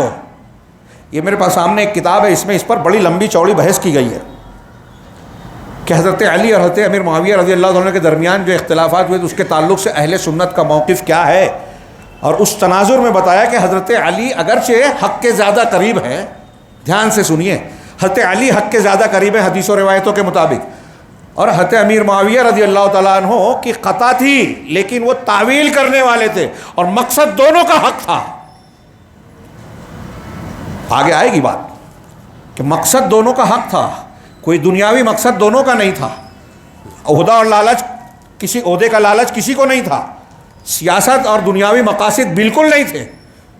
حضرت امیر معاویہ عثمان غنی کے قصاص کے طلبگار تھے، حضرت علی کہتے تھے کہ آپ بیعت کر لیجئے میں قصاص لوں گا، حضرت امیر معاویہ نے کہا کہ نہیں، آپ کے ارد گرد تو وہی لوگ ہیں جو قاتلین عثمان ہیں، ہم ایسے کیسے بھروسہ کر لیں۔ ان کا اندیشہ تھا اس حالات کے تقاضے میں، وہ غلطی کیے لیکن مجتہد تھے، جان بوجھ کر نہیں کیا۔ اور اسی تناظر میں اس حدیث کو لوگوں نے محمول کیا اذا ذکر اصحابی فامسکوا، جب صحابہ کرام کا ذکر کیا جائے تو تم ٹھہر جاؤ۔ علامہ البانی نے اسے سلسلہ صحیحہ میں ذکر کیا ہے، آگے ہم اس پر گفتگو کریں گے۔ تو اس بات کو ہم نے کلی طور سے فراموش کر دیا۔ صحابہ کرام کا قدوہ، نمونہ، کارنامے، ان کے جو قربانیاں ہیں، آج ہمارے نوجوان وہ کم جانتے ہیں، ہمارے گھروں میں کم بتایا جاتا ہے، اور یہ سلمان حسینی جیسے شیعوں کے اعلی کار دم چھلے، جو کہ یہودیوں کے دم چھلے ہیں، ہاں شیعہ، ان کے دم چھلے ہمارے نوجوانوں کو وہ چیزیں بتا رہے ہیں جس سے صحابہ کرام کی شخصیت ان کے ذہن و دماغ میں مجروح ہو رہی ہے۔ اس لیے اس عنوان اور اس موضوع پر گفتگو کرنے کی شدید ضرورت ہے۔ اور میں یہ عرض کر دوں کہ حضرت امیر معاویہ رضی اللہ تعالیٰ عنہ کی شخصیت پر آج ہم جب گفتگو کر رہے ہیں تو آپ کی شخصیت اور کردار، کارنامے، اخلاق، خوبیاں، نمونے جو ہمارے لیے اتنے وسیع ہیں کہ وہ کئی کتابوں میں آ سکتے ہیں۔ یہ جو میرے ہاتھ میں کتاب ہے یہ ایک ہے، 20 کتاب سلف سے خلف تک لوگوں نے لکھی ہے، بلکہ 50 بولنا چاہیے حضرت امیر معاویہ کی شخصیت پر۔ ہمارے ہاں لوگ جانتے نہیں ہیں، پڑھتے نہیں ہیں، ذوق ہی نہیں رہا۔ آئیے پہلے اس سلسلے میں اب حضرت امیر معاویہ کی شخصیت کے بارے میں ایک سرسری نظر ڈالیں، ان کی زندگی کی جو تفصیل ہے شروع سے لے کے آخر تک، اس پر ایک ہلکی سی نظر پہلے ڈالیں، پھر ان کی شخصیت سے متعلق گفتگو کریں۔ اور میں یہاں وضاحت کر دوں کہ آج کے اس درس میں حضرت امیر معاویہ رضی اللہ تعالیٰ عنہ سے متعلق گفتگو مکمل نہیں ہوگی۔ اس درس کے اگلے ہفتہ یعنی اگلے جمعرات کو بھی انشاءاللہ العزیز اسی موضوع پر اسی وقت جو ہے مزید اس کا دوسرا سلسلہ ہوگا، جس پر ہم ان کے اعتراضات یا باقی بحثوں کو جو ضروری ہے سمیٹنے کی کوشش کریں گے۔ حضرت امیر معاویہ کی زندگی کا ایک خاکہ آپ کے سامنے رکھ رہا ہوں چند سطروں میں۔ سب سے پہلے حضرت امیر معاویہ کو کہتے ہیں خال المؤمنین، مسلمانوں کے ماموں۔ اس میں کچھ علماء اختلاف کرتے ہیں، میں نے سنا ہے بھی بعض جاہل لوگ اس پر مذاق بھی اڑاتے ہیں۔ امام احمد بن حنبل رحمہ اللہ کہتے تھے ہوا خال المؤمنین، بعض علماء کو اس پہ اختلاف ہے، کیوں؟ وہ ایک شرعی حکم کے اعتبار سے اللہ کے نبی صلی اللہ علیہ وسلم کی ازواج مطہرات مسلمانوں کی مائیں ہیں، قرآن نے کہا آپ کی وفات کے بعد آپ سے ان لوگوں سے کوئی نکاح نہیں کر سکتا، ایک شرعی حکم و فیصلہ ہے۔ تو اب کیا جس طرح وہ مائیں مانی گئی تو ان کے جو بھائی ہیں ہمارے ماموں ہیں تو اس کو اسی طرح ماموں مانا جائے گا؟ اس بنیاد پر یہ اختلاف ہے کہ ان کو ماموں مانا جائے گا نہیں، یا شریعت جو ہمارے حقیقی ماموں کا جو رشتہ ہوتا ہے قائم، کہ پھر وہ بھی کسی سے شادی نہیں کر پائیں گے کہ وہ ماموں ہو گئے، تو اس بنیاد پر اختلاف ہے۔ ورنہ اللہ کے نبی صلی اللہ علیہ وسلم کے فرمان کے مطابق، سلف کی تصریحات کے مطابق، درجے کے اعتبار سے وہ سارے مسلمانوں کے ماموں ہیں، حضرت امیر معاویہ بھی، حضرت عبداللہ ابن عمر بھی، اور امہات المومنین کے جتنے بھائی ہیں۔ صحیح بات یہ ہے کہ ان کو ماموں کہا جائے گا۔ تو میرے سامنے جو لکھا ہے کہ وہ خال المؤمنین ہیں، اور رسول رب العالمین اللہ تبارک و تعالیٰ کے رسول جناب محمد رسول اللہ صلی اللہ علیہ وسلم پر نازل کی جانے والی وحی کے کاتب ہیں۔ ایک ایک جملہ ایک ایک کتاب ہے۔ علامہ ابن تیمیہ کا ایک جملہ ہے اس کاتب وحی، اور اس کا ثبوت ہے، کچھ لوگ اس کا انکار کرتے ہیں لیکن بہت واضح ثبوت ہے صحیح مسلم کی، اور دوسری روایتیں موجود ہیں کہ آپ کاتبین وحی میں سے، اسلام لانے کے بعد آپ بھی کاتبین وحی کے گروہ میں شامل کیے، اللہ کے رسول صلی اللہ علیہ وسلم نے شامل کیا۔ تو کاتب وحی ہیں۔ کاتب وحی کون ہوگا؟ اللہ کے نبی صلی اللہ علیہ وسلم۔ علامہ ابن تیمیہ کہتے ہیں کہ امیر معاویہ کے علم، امانت داری، ان کے علم اور امانت داری کی بنیاد پر اللہ کے رسول صلی اللہ علیہ وسلم نے یہ ذمہ داری ان کو دی۔ یعنی نبی صلی اللہ علیہ وسلم نے حضرت امیر معاویہ کو پر اعتماد کیا، کس بارے میں؟ قرآن کے بارے میں، اور اس پر ہم شک کر رہے ہیں۔ یہ چاہل لوگ ان پر تان و تشنی کے تیر چلا رہے ہیں۔ ہاں، امیر المومنین ہیں، ملک الاسلام، اسلام کے بادشاہ، ملوکیت والی بات جو کہتے ہیں، آپ کی ملوکیت اتفاق ہے اہل سنت کا کہ یہ ملک رحمت تھی، جو حدیث میں کہا گیا کہ خلافت ہوگی، پھر اس کے بعد خلافت و رحمہ، اور خلافت ہوگی، نبوت و خلافہ، نبوت و رحمہ، خلافت و رحمہ، پھر اس کے بعد ہے ملک و رحمہ۔ تو حضرت امیر معاویہ دنیا کے سارے بادشاہوں میں سب سے بہتر بادشاہ، انبیاء کے بعد۔ اور علامہ ابن خلدون کہتے ہیں کہ ان کا درجہ عدل و انصاف میں، اسلام کو قائم کرنے میں، حقدار کو حق دینے میں، حکومت کے نظام اور نظام میں اسلامی تعلیمات کو بروئے کار لانے میں خلفائے راشدین کے طریقے کے قریب تھا، اس سے دور نہیں تھا۔ اور جو لوگ آج امیر معاویہ کی اس ملوکیت کے نام پر تنقید کرتے ہیں، ان کو غیر اسلامی حکومت کہتے ہیں، وہ ایران کی حکومت کو، جہاں متع کی اجازت ہے، جہاں جو ہے نمازیں نہیں ہوتی، جہاں نہ جانے کتنی خرابیاں ہیں، اسلام کے عقیدے کے بالکل خلاف، قبر پرستی ہے، شرک ہے، صحابہ کرام کے تعلق سے کھلی تبرہ بازیاں ہیں، ان کو اسلامی حکومت کہتے ہیں، ان کے انقلاب کو اسلامی انقلاب کہتے ہیں۔ تو بہرحال یہ ملک الاسلام، کنیت تھی ابو عبد الرحمن، معاویہ بن ابی سفیان، ابو سفیان ان کا نام تھا، صخر بن حرب ابن امیہ ابن عبد شمس ابن عبد مناف ابن قسی ابن کلاب القرشی الاموی المکی۔ ہاں، آپ کا نسب، حضرت امیر معاویہ کا نسب عبد مناف میں جا کر نبی کریم صلی اللہ علیہ وسلم سے مل جاتا ہے، یعنی یہ 2-3 پیڑھیوں کے بعد جو ہے نبی کریم صلی اللہ علیہ وسلم سے مل جاتا ہے۔ ان کی والدہ ہند بنت عتبہ ہے، جو ربیہ بن عبد شمس کی بیٹی تھی، یہ بھی آگے چل کے سلسلے میں ملتی ہے۔ ان کے یہ امام حضرت امیر معاویہ رضی اللہ تعالیٰ عنہ نبی کریم صلی اللہ علیہ وسلم کی بعثت سے 5 سال قبل پیدا ہوئے۔ زیادہ مشہور بات یہی ہے کہ 5 سال پہلے، کچھ لوگ کہتے ہیں کہ 7 سال، اور کچھ لوگ کہتے ہیں 13 سال پہلے، لیکن مشہور اور زیادہ راجح بات یہی ہے کہ نبی کریم صلی اللہ علیہ وسلم کی بعثت سے 5 سال پہلے آپ کی ولادت ہوئی۔ یہ لمبے تڑنگے آدمی تھے، گورا رنگ تھا، بڑے ہی حسین و جمیل اور باوقار شخصیت رکھتے تھے۔ ہاں، حضرت امیر معاویہ رضی اللہ تعالیٰ عنہ کی سیرت میں ایک بات بیان کی جاتی ہے کہ اسلام لانے سے پہلے، یہ جب مسلمان ہوئے تو مسلمان ہونے سے پہلے کبھی نبی کریم صلی اللہ علیہ وسلم کو کسی قسم کی اذیت نہیں پہنچائی، نہ زبان سے نہ ہاتھ سے۔ اگرچہ کافر تھے لیکن نبی کریم صلی اللہ علیہ وسلم کو کبھی نقصان نہیں پہنچایا، کوئی تکلیف نہیں دی۔ اور ان کے والد ابو سفیان کے مسلمان ہو جانے کے بعد حضرت امیر معاویہ اور ان کا خانوادہ اللہ مدینہ کی طرف سفر کر گئے، کچھ کر گئے، ہاں، اور اللہ کے نبی صلی اللہ علیہ وسلم نے حطات بن یزید مجاشعی جو انصاری صحابہ میں سے تھے ان سے امیر معاویہ کی مواخات کی بھائی چارہ کرایا، اور نبی کریم صلی اللہ علیہ وسلم کی جب وفات ہوئی تو حضرت نبی کریم صلی اللہ علیہ وسلم حضرت امیر معاویہ سے راضی تھے، خوش تھے، ان سے کوئی شکوہ شکایت یا کوئی ان کے تعلق سے کوئی برائی بیان نہیں کی۔ حضرت امیر معاویہ رضی اللہ تعالیٰ عنہ اللہ کے رسول صلی اللہ علیہ وسلم کی صحبت میں رہے۔ صحابیت بذات خود یہ سب سے عظیم فضیلت ہے۔ 20 اقوال آپ کو ملیں گے امام حسن بصری کے، امام احمد کے، ایک معافی بن عمران ہیں کہ کسی نے پوچھ لیا کہ کیا امیر معاویہ زیادہ افضل ہیں یا عمر بن عبدالعزیز؟ تو 10 جواب ہیں، بڑے اچھے اچھے اور پیارے پیارے جواب دیے۔ تو اس میں امام احمد کا کہ ایک قول میں ہے، وہ کہتے ہیں کہ امیر معاویہ اللہ کے رسول صلی اللہ علیہ وسلم کے صحابی ہیں، اور صحابیت پر ہم کسی چیز کو قیاس نہیں کر سکتے۔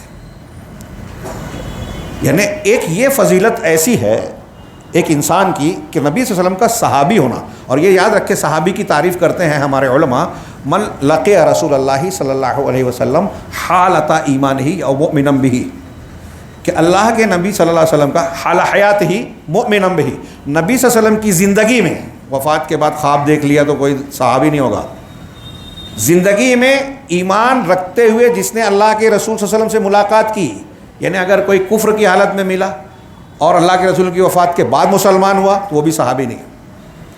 ایمان کی حالت میں اللہ کے رسول صلی اللہ علیہ وسلم سے ملاقات کی ہو، ومات علی الاسلام، اور اسلام پر موت ہو، مرتد نہ ہوا ہو، وہ ہے صحابی۔ تو حضرت امیر معاویہ رضی اللہ تعالیٰ عنہ اس اعتبار سے صحابی ہیں، اور صحابیت کے جتنے فضائل ہیں سب شامل ہیں، اور علماء کا اتفاق ہے، جو میں نے امام احمد کے قول کی طرف اشارہ کیا، حسن بصری اور دو بہت سارے قول، کہ بعد کی شخصیات وہ عمر بن عبدالعزیز رحمہ اللہ ہو، جن کو 5واں خلیفہ کہا جاتا ہے، یا کوئی اور ہو، کتنا بھی اونچا درجہ پا لے، کسی ایک صحابی ادنا صحابی کے درجے کو نہیں پہنچ سکتا۔ یہ اتفاق ہے علماء کا۔ اب اس تناظر میں غور کیجئے، آپ کے والد صاحب کو کوئی برا بھلا بول دے، گالی دے دے تو کتنا برا لگتا ہے۔ یہاں جو ہمارے یہاں احناف ہیں، اگر کوئی امام حنیفہ رحمہ اللہ کی شان میں گستاخی کرے تو اس کو برا لگتا ہے، دشمنی کے جذبات شدت پکڑ لیتے ہیں۔ ہمارے یہاں جو بریلوی ہیں، وہ جن کو پیر ولی مانتے ہیں، اولیاء کی شان میں کوئی گستاخی کر دے تو ان کو بہت برا لگتا ہے۔ شیخ عبد القادر جیلانی یا فلاں اور فلاں کے بارے میں، امام احمد رضا کے بارے میں کوئی کچھ کہہ دے، ان کے الفاظ میں کہہ رہا ہوں، تو وہ لڑنے مرنے پر تیار ہو جاتے ہیں۔ یہ جتنوں کا میں نے نام لیا اور نہیں لیا، اولیاء، صالحین، بزرگان دین، جن کو جو مانتا ہے وہ ہیں یا نہیں ہے الگ بات ہے، جن کو جو مانتا ہے، ان سارے بزرگوں اور اولیاء کے سردار ہے صحابہ، ان کو سادات الاولیاء کہا جاتا ہے، تمام اولیاء کے سردار۔ اور دنیا کا کوئی ولی کتنا بھی مقام پالے، ان کی خاک پاک کو نہیں پا سکتا۔ حضرت امیر معاویہ کا اتنا درجہ کافی ہے، اسی لیے امام بخاری رحمہ اللہ نے ذکر معاویہ کا باب باندھا، تو اس میں جو اقوال نقل کی حضرت ابن عباس کا، اس میں ایک قول یہ ہے کہ وہ رسول اللہ صلی اللہ علیہ وسلم کے صحابی ہیں، کافی ہے اتنا۔ تو کہا صحابی رسول ہیں، کہتا اللہ کے نبی صلی اللہ علیہ وسلم کے ساتھ کتاب وحی، وحی کے کاتبین وحی کے ساتھ انہوں نے کتاب وحی کو لکھا، اور رسول اللہ صلی اللہ علیہ وسلم سے متعدد کثیر احادیث روایت کی، جو صحیحین اور اس کے علاوہ میں سنن میں، مسانید میں ہیں، اور صحابہ اور تابعین میں سے ایک بڑی جماعت نے آپ سے حدیثیں روایت کی۔ اگر صحابہ آپ کو مسلمان نہیں مانتے تو آپ سے حدیث نقل کرتے؟ تابعین، تابعین، بخاری مسلم، اگر کوئی راوی مجروح ہو جائے تو اس کی حدیث نہیں لیتے تھے، ان کی حدیثوں کو نقل کیا تو کیا سمجھتے تھے؟ حدیث کے معاملے میں ان کو گویا معتبر مان رہے ہیں اور صحابی ہیں، اور ان سے انہوں نے نبی کریم صلی اللہ علیہ وسلم سے جو روایتیں حضرت امیر معاویہ سے مروی ہیں وہ 163 ہیں، اور صحابہ کرام میں سے حضرت ابن عباس، ابن عمر، ابن زبیر، ابو درداء، جریر بجلی، نعمان بن بشیر، اور ان کے علاوہ متعدد صحابہ کرام رضوان اللہ علیہم اجمعین نے ان سے روایتیں نقل کی، اور تابعین میں سے سعید ابن مسیب، حمید بن عبد الرحمن، اور ان کے علاوہ دوسرے لوگوں نے۔ یہ لوگ حدیثیں نقل کر رہے ہیں، روایتیں نقل کر رہے ہیں، اور آج کا ایک مسلم دشمن، صحابی دشمن، اسلام دشمن کہتا ہے کہ یہ اس امت کے فرعون ہیں، نعوذ باللہ۔ وہ خود فرعون ہے، یہ میں اپنے الفاظ میں نہیں کہہ رہا ہوں۔ حضرت امام حسن بصری سے کسی نے کہا، آگے آئے گا وہ قول، حسن بصری سے کسی نے کہا کہ کچھ لوگ ہمارے یہاں ایسے ہیں جو حضرت امیر معاویہ کو برا بھلا کہتے ہیں، حضرت امیر معاویہ پر لعنت بھیجتے ہیں، حسن بصری رحمہ اللہ سے. حضرت حسن بصری نے کہا لعنت اللہ علی من یلعن علی ھذا او کما قال, کہ جو امیر معاویہ پر لعنت بھیجتا ہے اس پر لعنتیں ہوں. تو ہم بھی یہی کہیں گے, اس پر لعنتیں جو ان پر لعنت بھیجتا ہے. اسی طریقے سے حضرت امیر معاویہ رضی اللہ تعالیٰ عنہ 20 سال شام میں امیر کی حیثیت سے رہے حضرت عمر رضی اللہ تعالیٰ عنہ کی خلافت میں. یہاں ایک چیز انہوں نے ذکر نہیں کی جو کرنا چاہیے, کہ امیر معاویہ رضی اللہ تعالیٰ عنہ, آگے وہ تذکر آئے گا, مسلمان ہونے کے بعد جب گئے تو نبی کریم صلی اللہ علیہ وسلم نے بعض مہمات میں آپ کو امیر بنایا. امیر بنایا نبی صلی اللہ علیہ وسلم نے, آپ کو جنگوں میں بھیجا. جنگ حنین, جنگ تبوک اور طائف کی جنگ میں اللہ کے نبی صلی اللہ علیہ وسلم کے ساتھ حضرت امیر معاویہ شریک رہے. اللہ کے نبی صلی اللہ علیہ وسلم نے حنین کے بعد ایک بہت بڑا حصہ, مجھے ابھی تذکرہ کیا ہے, ایک بڑا اونٹوں کا, گھوڑے کا, یعنی مال غنیمت کا ایک بڑا حصہ امیر معاویہ رضی اللہ تعالیٰ عنہ کو دیا. تو جنگ میں بھی شریک رہے نبی کریم صلی اللہ علیہ وسلم کے ساتھ, قتال کیا, خرچ کیا اللہ کے راستے میں, اور 20 سال حضرت عمر فاروق رضی اللہ تعالیٰ عنہ نے امیر بنایا. آگے اس کی کتنی تذکرہ آ سکے وہ نہیں, اہل علم نے, الگ الگ لوگوں نے, ہمارے علماء سلف نے لکھا کہ حضرت امیر معاویہ کی قابلیت, صلاحیت, فضیلت کے لیے یہ بات کافی ہے کہ عمر فاروق جیسے مردم شناس, لوگوں کو پہچاننے والی شخصیت نے حضرت امیر معاویہ رضی اللہ تعالیٰ عنہ کو شام کا امیر بنایا. اس سے پہلے اس علاقے کے ان کے سگے بھائی یزید تھے, یزید بن ابی سفیان, اور دوسرے علاقوں پر امیر معاویہ تھے. جب یزید بن ابی سفیان کی وفات ہو گئی طاعون امواس میں, تو شام کے پورے علاقے کا امیر حضرت عمر فاروق نے حضرت امیر معاویہ رضی اللہ تعالیٰ عنہ کو بنا دیا. یہ کوئی چھوٹی بات نہیں ہے. اور 20 سال تک حضرت عثمان کیا ہے 20 سنہ امیرن شام پر رہے عمر اور حضرت عثمان کی خلافت میں. حضرت عمر فاروق رضی اللہ تعالیٰ عنہ کے شہید ہو جانے کے بعد حضرت عثمان غنی رضی اللہ تعالیٰ عنہ نے بھی انہیں شام کے امیر کی حیثیت سے برقرار رکھا. اور یہ بھی آپ کو معلوم رہنا چاہیے کہ شام کا جو علاقہ تھا وہ رومی سرحد سے ملتا تھا, اور اس اعتبار سے سرحدی علاقہ اعتبار ہونے کی حیثیت سے وہ بڑا حساس تھا. رومیوں سے باقاعدہ جنگیں ہوتی تھی, آگے اس کا تذکرہ آ رہا ہے. جنگیں ہوتی تھی, خطرے کا مقام تھا, اور اس نزاکت کو عمر فاروق, عثمان غنی رضی اللہ عنہما جانتے تھے, اور اس کے لیے حضرت امیر معاویہ کو خاص طور سے اس کا لائق سمجھتے تھے کہ وہ اس علاقے کے لیے سب سے موضوع شخصیت ہے. اور ان کو چھوٹ دے رکھی تھی بعض چیزوں میں حضرت عمر فاروق نے, کہ آپ اپنا روب دبدبہ بیان کرنے کے لیے اگر چاہیں تو ٹھیک کر سکتے ہیں. وہ حضرت امیر معاویہ کے بارے میں سنا کہ بہت اچھے لباس پہنتے ہیں, یہ کرتے ہیں. تو ایک مرتبہ آئے تو حضرت عمر نے ان کو چھڑی سے کچھ مارنا شروع کیا. حضرت امیر معاویہ پوچھتے رہے کہ کس وجہ سے. تو اس کے کہا کہ تم اس طرح کے لباس پہنتے ہو. تو امیر معاویہ نے کہا کہ اگر آپ منع کر دیں تو میں رک جاتا ہوں, اور نہ حقیقت یہ ہے کہ میں سرحدی علاقے میں ہوں. ان کے جاسوس آتے ہیں, ان کے سامنے اپنی ہیبت, قوت اور حیثیت بتانے کے لیے ہم کو یہ کرنا پڑتا ہے. تو کیا آپ منع کرتے ہیں؟ حضرت عمر نے کہا کہ میں منع کروں تو یہ بھی حکمت کے خلاف ہوگا, اجازت دوں تو اس پر بھی لوگ سوال اٹھائیں گے. تم کو جیسا مناسب سمجھتا ہے کرو, اور اس کی اجازت دی. یہ میں اپنے الفاظ میں نے اس روایت کو نقل کیا. تو کہا پھر اس کے بعد ثم خلیفتاً للمسلمین مثلہ, 20 سال شام میں حضرت عمر اور حضرت عثمان کے زمانے میں امیر رہے شام کے, اور اس کے بعد 20 سال مسلمانوں کے خلیفہ کی حیثیت سے امیر المؤمنین, تمام مسلمان, یعنی جو کوئی اختلاف, حضرت حسن رضی اللہ تعالیٰ عنہ کی مصالحت کر لینے کے بعد مسلمانوں میں کوئی اختلاف نہیں رہا. 20 سال تک مسلمانوں کے بلا اختلاف امیر معاویہ حاکم یا خلیفہ کہیں یا ملک کہیں, امیر رہے مسلمانوں کے. جتنے صحابہ کرام اس وقت زندہ تھے, تابعین اعظام زندہ تھے, سب نے آپ پر بیعت کی, اتفاق کیا. اور بقول عبد الرحمن ابن خلدون, عدل کے ساتھ, انصاف کے ساتھ, عفو کے ساتھ, نرمی کے ساتھ, مسلمانوں کی اور اسلامی فتوحات کے بڑھتے قدم کے ساتھ امیر معاویہ کی قیادت میں مسلمانوں نے زندگیاں گزاری اس 20 سال میں. چنانچہ 20 سالے رہے. اس کے بعد جو ہے فتوحات اور جہاد کا سلسلہ آپ کی زیر قیادت جاری رہا روم اور فرنگی علاقوں میں. ثم کان, پھر اس کے بعد حضرت علی, حضرت عثمان کے قتل کے بعد حضرت علی رضی اللہ تعالیٰ عنہ اور ان کے درمیان جو کچھ ہوا وہ اجتہاد اور رائے کی بنیاد پر ہوا. چنانچہ ان کے درمیان بہت عظیم قتال ہوا, جنگ صفین کی شکل میں.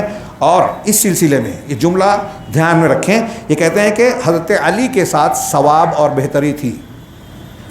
محقق علماء کہتے ہیں کہ حدیث میں ہے کہ جن کے جو ہے دونوں میں جو ہے حق کے قریب وہ ہوگا جو عمار بن یاسر کے مقابل میں باغی ہوگا, اور اس کے مقابلے والا جو گروہ ہوگا وہ حق سے زیادہ قریب ہوگا.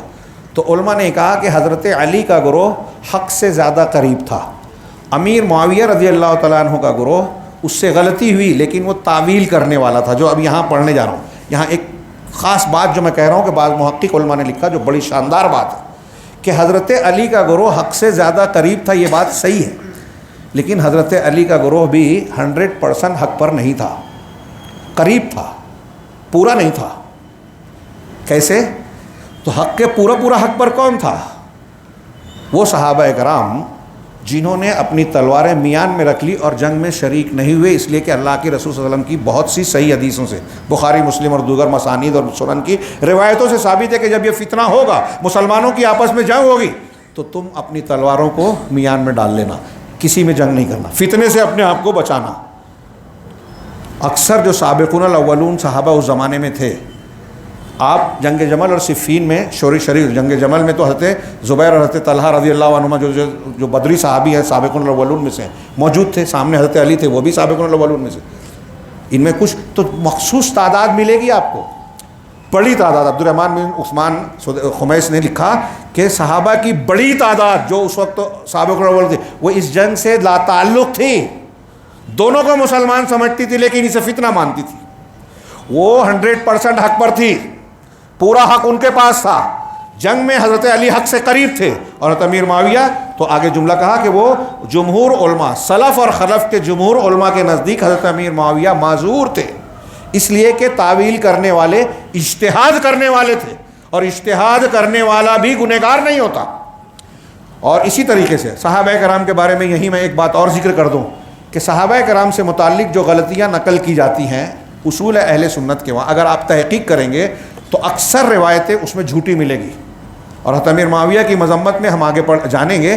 حضرت علامہ ابن قیم اور دوسرے علماء نے لکھا کہ ان کی مذمت میں نقل کی جانے والی کوئی ایک بھی حدیث صحیح نہیں ہے, ایک بھی ان کی مذمت میں. یہ روافض اور اہل بدعت نے جو گڑھی ہیں بنائی ہیں, ایک بھی صحیح نہیں ہے.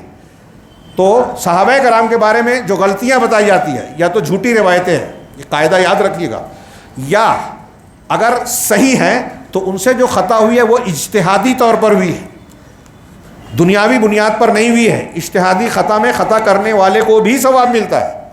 آپ بار بار سنتے ہیں کہ صحیح کیا تو دوہرا اجر, غلطی کی تو ایک اجر.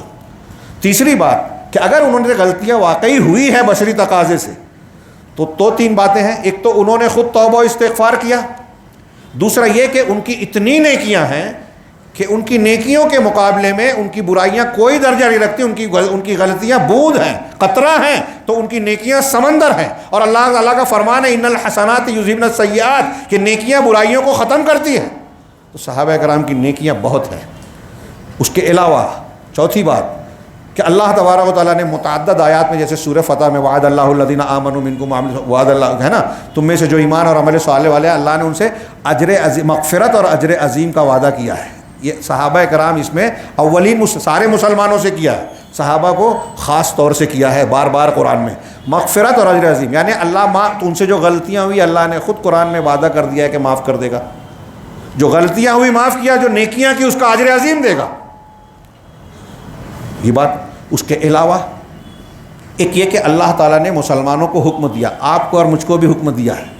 سورہ ممتحنہ کی آیت ہے نا, والذین اتبعوا, ان کے بعد آنے والے, والذین جاءوا من بعدہم, جو بعد میں آئے ہیں, وہ کیا کہتے ہیں صحابہ کرام کے بارے میں؟ ربنا اغفر لنا ولاخواننا الذین سبقونا بالایمان. یہ ہم کو اور آپ کو حکم دیا ہے. حضرت عائشہ اور حضرت عمر نے, حضرت عائشہ نے اس آیت کی طرف اشارہ کیا کہ اللہ نے مسلمانوں کو حکم دیا ہے کہ اپنے سے پہلے والے ایمان لانے والوں کے لیے مغفرت کی دعا کریں. دعا کرتے ہیں. اللہ تعالیٰ نے کہا ربنا اغفر لنا, پروردگار ہمیں بخش دے, ولاخواننا الذین سبقونا بالایمان, اور ہمارے ان بھائیوں کو جو ایمان کے ساتھ ہم سے سبقت کر گئے. تو حضرت امیر معاویہ ہوں، سارے صحابہ کرام ہوں، سارے تابعین، تبع تابعین اور قیامت تک کے مسلمانوں کے لیے ایمان میں سبقت کرنے والے بھائی ہیں، تو ہمیں ان کے لیے مغفرت کی دعا کرنی چاہیے، اور امت کے تمام اہل حق ان کے لیے مغفرت کی دعا کرتے ہیں۔ یہ ان کے درجات کی بلندی، گناہوں کی معافی کا ذریعہ نہیں ہے۔ ان کے گناہ اگر ہوئے ہیں تو وہ معصوم نہیں تھے، مانتے ہیں خطائیں ہوئی ہیں، لیکن ان کی غلطیوں کے تعلق سے اہل سنت کا یہ موقف ہے جو میں نے بیان کیا۔ ہاں، چند پہلو ہے۔ چنانچہ یہ کہتے ہیں کہ حضرت امیر معاویہ معذور ہیں سلف اور خلف کے نزدیک، اور خود حضرت علی اور انہوں نے ان باتوں کا اعتراف کیا ہے، اپنی غلطیوں کو مانا ہے، اگر موقع رہا تو وہ روایتیں آئے گی۔ اسی طرح اس بات کی گواہی صحیح احادیث، ان دونوں کے اسلام اور مسلمان ہونے کی گواہی فریقین میں سے، دونوں طرف کے فریقین نے، اہل عراق ہو یا اہل شام، سب نے گواہی دی کہ یہ مسلمان تھے اور ہیں، حضرت امیر معاویہ، حضرت علی اور دونوں گروہ کے لوگوں کو۔ اسی طرح حضرت امیر معاویہ اور حضرت علی رضی اللہ تعالیٰ عنہ کے درمیان جو کچھ بھی معاملہ ہوا، اس درمیان میں جب یہ معاملات ہو رہے تھے حضرت امیر معاویہ اور حضرت علی کے درمیان، تو فتوحات اسلامی کا سلسلہ بالکلیہ رک گیا تھا۔ نہ حضرت امیر معاویہ کے ہاتھوں فتوحات ہو رہی تھی اب، اور نہ حضرت علی کی۔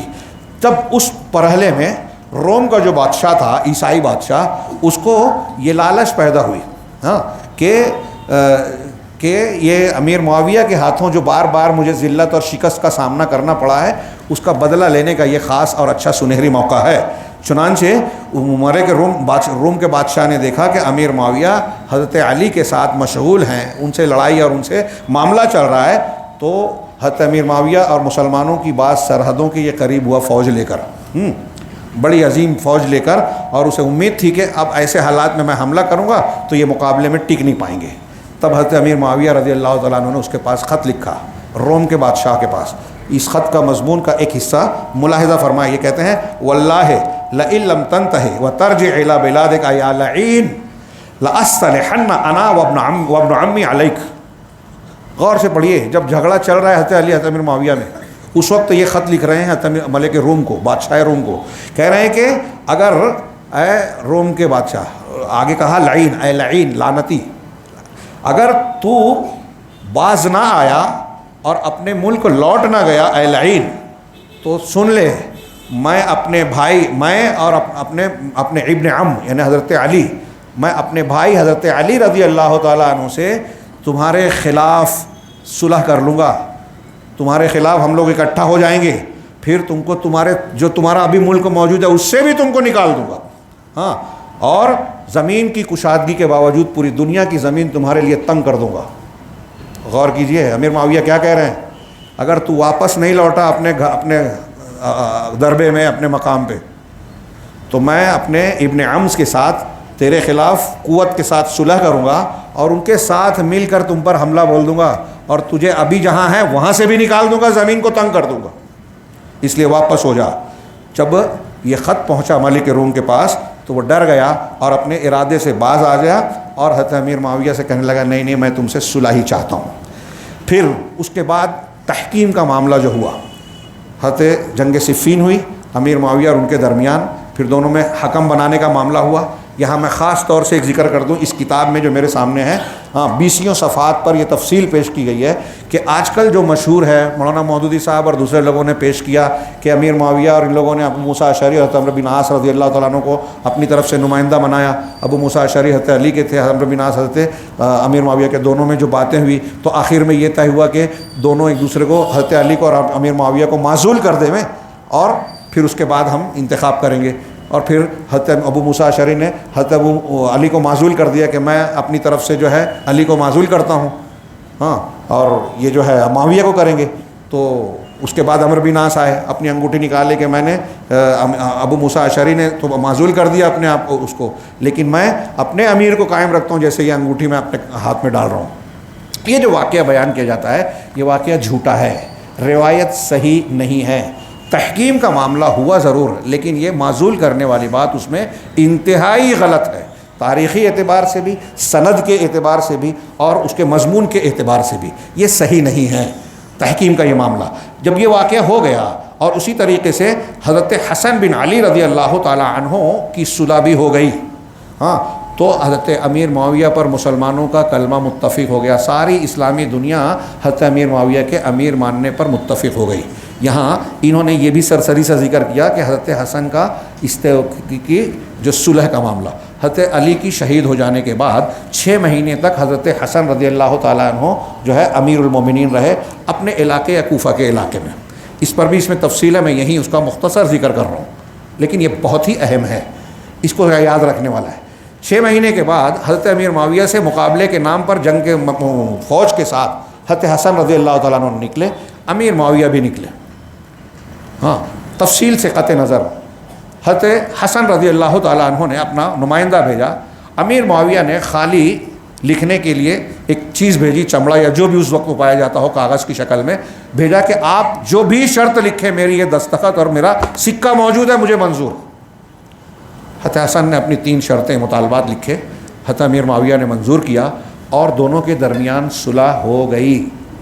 غور کیجئے، اور میں نے کہا یہ یاد رکھیے، حضرت امیر معاویہ کی شخصیت کو مجروح کرنے والے، الزام لگانے والے ان کو کافر تک کہتے ہیں، نعوذ باللہ۔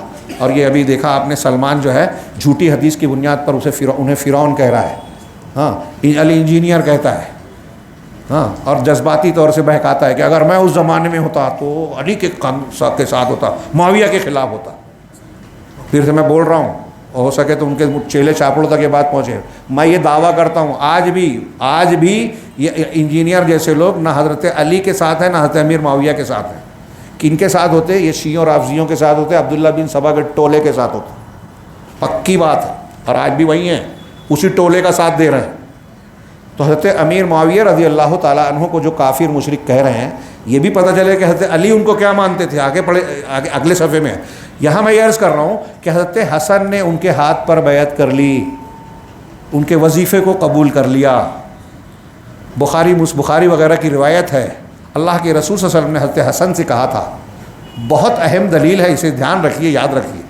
اللہ کے نبی صلی اللہ علیہ وسلم نے کہا تھا، ان ابنی ھذا سید، میرا یہ بیٹا سید ہے، سردار ہے، وَإِنَّ اللَّهَ سَيُصْلِحُ بِهِ بَيْنَ فِئَتَيْنِ عَظِیمَتَيْنِ مِنَ الْمُسْلِمِینَ، کہ عنقریب، الفاظ میں تھوڑی سی مجھ سے غلطی ہو سکتی ہے، مجھے لگتا ہے لگ بھگ ایسے ہی روایت کے ہے کہ عنقریب اللہ تبارک و تعالیٰ ان کے ذریعے، حضرت حسن کے ذریعے، مسلمانوں کے 2 گروہوں کے درمیان صلح کرائے گا۔ اب اس ایک حدیث سے آپ کئی مسئلے پر غور کر سکتے ہیں، سوال کر سکتے ہیں، یہ علی انجینئر سلمان جیسے لوگوں سے اور ان کے گرگوں سے، شیعوں کے ایجنٹ اور آلوں سے سوال کر سکتے ہیں کہ اللہ کے رسول کہہ رہے ہیں میرا یہ بیٹا صلح کرے گا، تو نبی کریم صلی اللہ علیہ وسلم کی حقانیت ثابت ہوئی، صلح، اور آپ کے زبان سے یہ ثابت ہو رہا ہے کہ یہ دونوں گروہ جو مسلمانوں کے ہوں گے مسلمان ہیں، بین فئتین عظیمتین من المسلمین، اللہ کے رسول صلی اللہ علیہ وسلم کے زبان سے ہو رہا ہے کہ گروہ میں جھگڑا ہے لیکن دونوں مسلمان ہیں۔ یہ دوسری بات۔ تیسری بات کہ آپ یہ کہہ رہے ہو آج امیر معاویہ کو برا کہنے کے، حضرت امیر معاویہ رضی اللہ تعالیٰ عنہ کو برا بھلا کہہ کے اپنے آپ کو بہادر اور حق پرست بتا رہے ہو، تو آپ جو لوگ حضرت امیر معاویہ کا دفاع کر رہے ہیں ان کو بزدل یا اہل بیت کا مخالف کہہ رہے ہو کہ یہ اہل بیت سے محبت نہیں رکھتے۔ حضرت علی سے اگر ہم امیر معاویہ کا دفاع کرتے ہیں، ان کی تعریف کرتے ہیں، تو اس کا الزام یہ مڈھا جاتا ہے، اس کا مطلب یہ نکالا جاتا ہے کہ اہل بیت کے مخالف ہیں۔ غلط بات ہے۔ اگر ایسا ہے تو اس کے پہلے مجرم حضرت حسن ہوئے کہ نہیں ہوئے؟ اس روایت اور اس واقعے کے تناظر میں حضرت حسن رضی اللہ تعالیٰ عنہ امیر معاویہ کے ہاتھ پر بیعت کر رہے ہیں، اپنا امیر مان رہے ہیں، تو کیا آپ انہیں بھی بزدل کہو گے؟ ان کو یہ کہو گے کہ ایک کافر کو امیر المومنین مان لیا؟ نعوذ باللہ، کچھ لوگ جہنمی تک کہتے ہیں، اللہ ان کو ہدایت دے یا پھر ان کو انجام تک پہنچائے۔ تو کیا حضرت حسن نے ان کے ہاتھ پر بیعت کر لی؟ مطلب حضرت حسن رضی اللہ تعالیٰ عنہ نے صرف مسلمان ہی نہیں مانا امیر معاویہ کو، مسلمانوں کے امیر کے لائق مانا، اپنا امیر مانا، اور ان کے درمیان اختلاف ہو۔ تو بتائیے کہ کیا وہ الزامات جو آج امیر معاویہ کا دفاع کرنے پر اہل سنت کو دیا جاتا ہے، کیا حضرت حسن کو بھی دیا جائے گا؟ ہاں، اس کے بعد جو ہے حضرت امیر معاویہ رضی اللہ تعالیٰ عنہ کے تعلق سے یہ کہا کہ امر تحکیم کے بعد رعایا 41 ہجری سے لے کر حضرت امیر معاویہ کی وفات جو 60 ہجری میں ہوئی، 41 ہجری سے لے کر 60 ہجری تک پوری رعایا مسلمانوں کا پورا علاقہ جو دنیا کے 1/3 حصے سے زیادہ تک شامل تھا، سب حضرت امیر معاویہ رضی اللہ تعالیٰ عنہ کی عمارت اور خلافت پر، یا اس کو خلافت کہیے، ملوکیت کہیے، ہاں سب سے ملک رحمت پر متفق رہے۔ اور یہ معاملہ جو ہے، اور اس زمانے میں دشمنوں سے جہاد قائم رہا، اللہ کا کلمہ بلند رہا، غنیمت جو ہے دنیا کے مختلف حصوں میں مال غنیمت کی اسلامی قاعدے کے مطابق تقسیم ہوتی رہی، اور مسلمان عدل و انصاف میں، راحت میں اور کشادگی میں، عفو میں جو ہے زندگی گزارتے رہے اس پورے پیریڈ میں۔ اس میں جو باتیں کہی گئی ہیں اس میں کچھ چیزیں قابل لحاظ ہیں، انشاءاللہ آئندہ والے ہفتے میں کچھ تفصیل آئے گی۔ ہاں، یہ حضرت امیر معاویہ رضی اللہ تعالیٰ عنہ اپنے زمانے میں روم سے 2 مرتبہ جو ہے جنگ کرتے تھے، سال میں 2 مرتبہ رومیوں سے ان کی مٹ بھیڑ ہوتی تھی، ایک جو ہے سردیوں کے موسم میں، ایک گرمی کے موسم میں۔ اور یہ شخص جب ایسا ہوتا تھا، ہر سال حج کے موقع پر اپنی طرف سے ایک آدمی کو نمائندہ بنا کر لوگوں کو حج کا امیر بناتے تھے، حج کے لیے بھیجتے تھے۔ سن 50 ہجری میں خود جو امیر بن کے حج کے لیے گئے، اور 51 میں اپنے بیٹے یزید کو امیر بنا کر حج کے لیے بھیجا۔ اسی طریقے سے اس کے بعد جو ہے بلاد روم کا غزوہ خود حضرت امیر معاویہ رضی اللہ تعالیٰ عنہ نے کیا، اور بحری بیڑے میں سب سے پہلے شریک ہے، جس کی پیشین گوئی بخاری کی حدیث میں ثابت ہے۔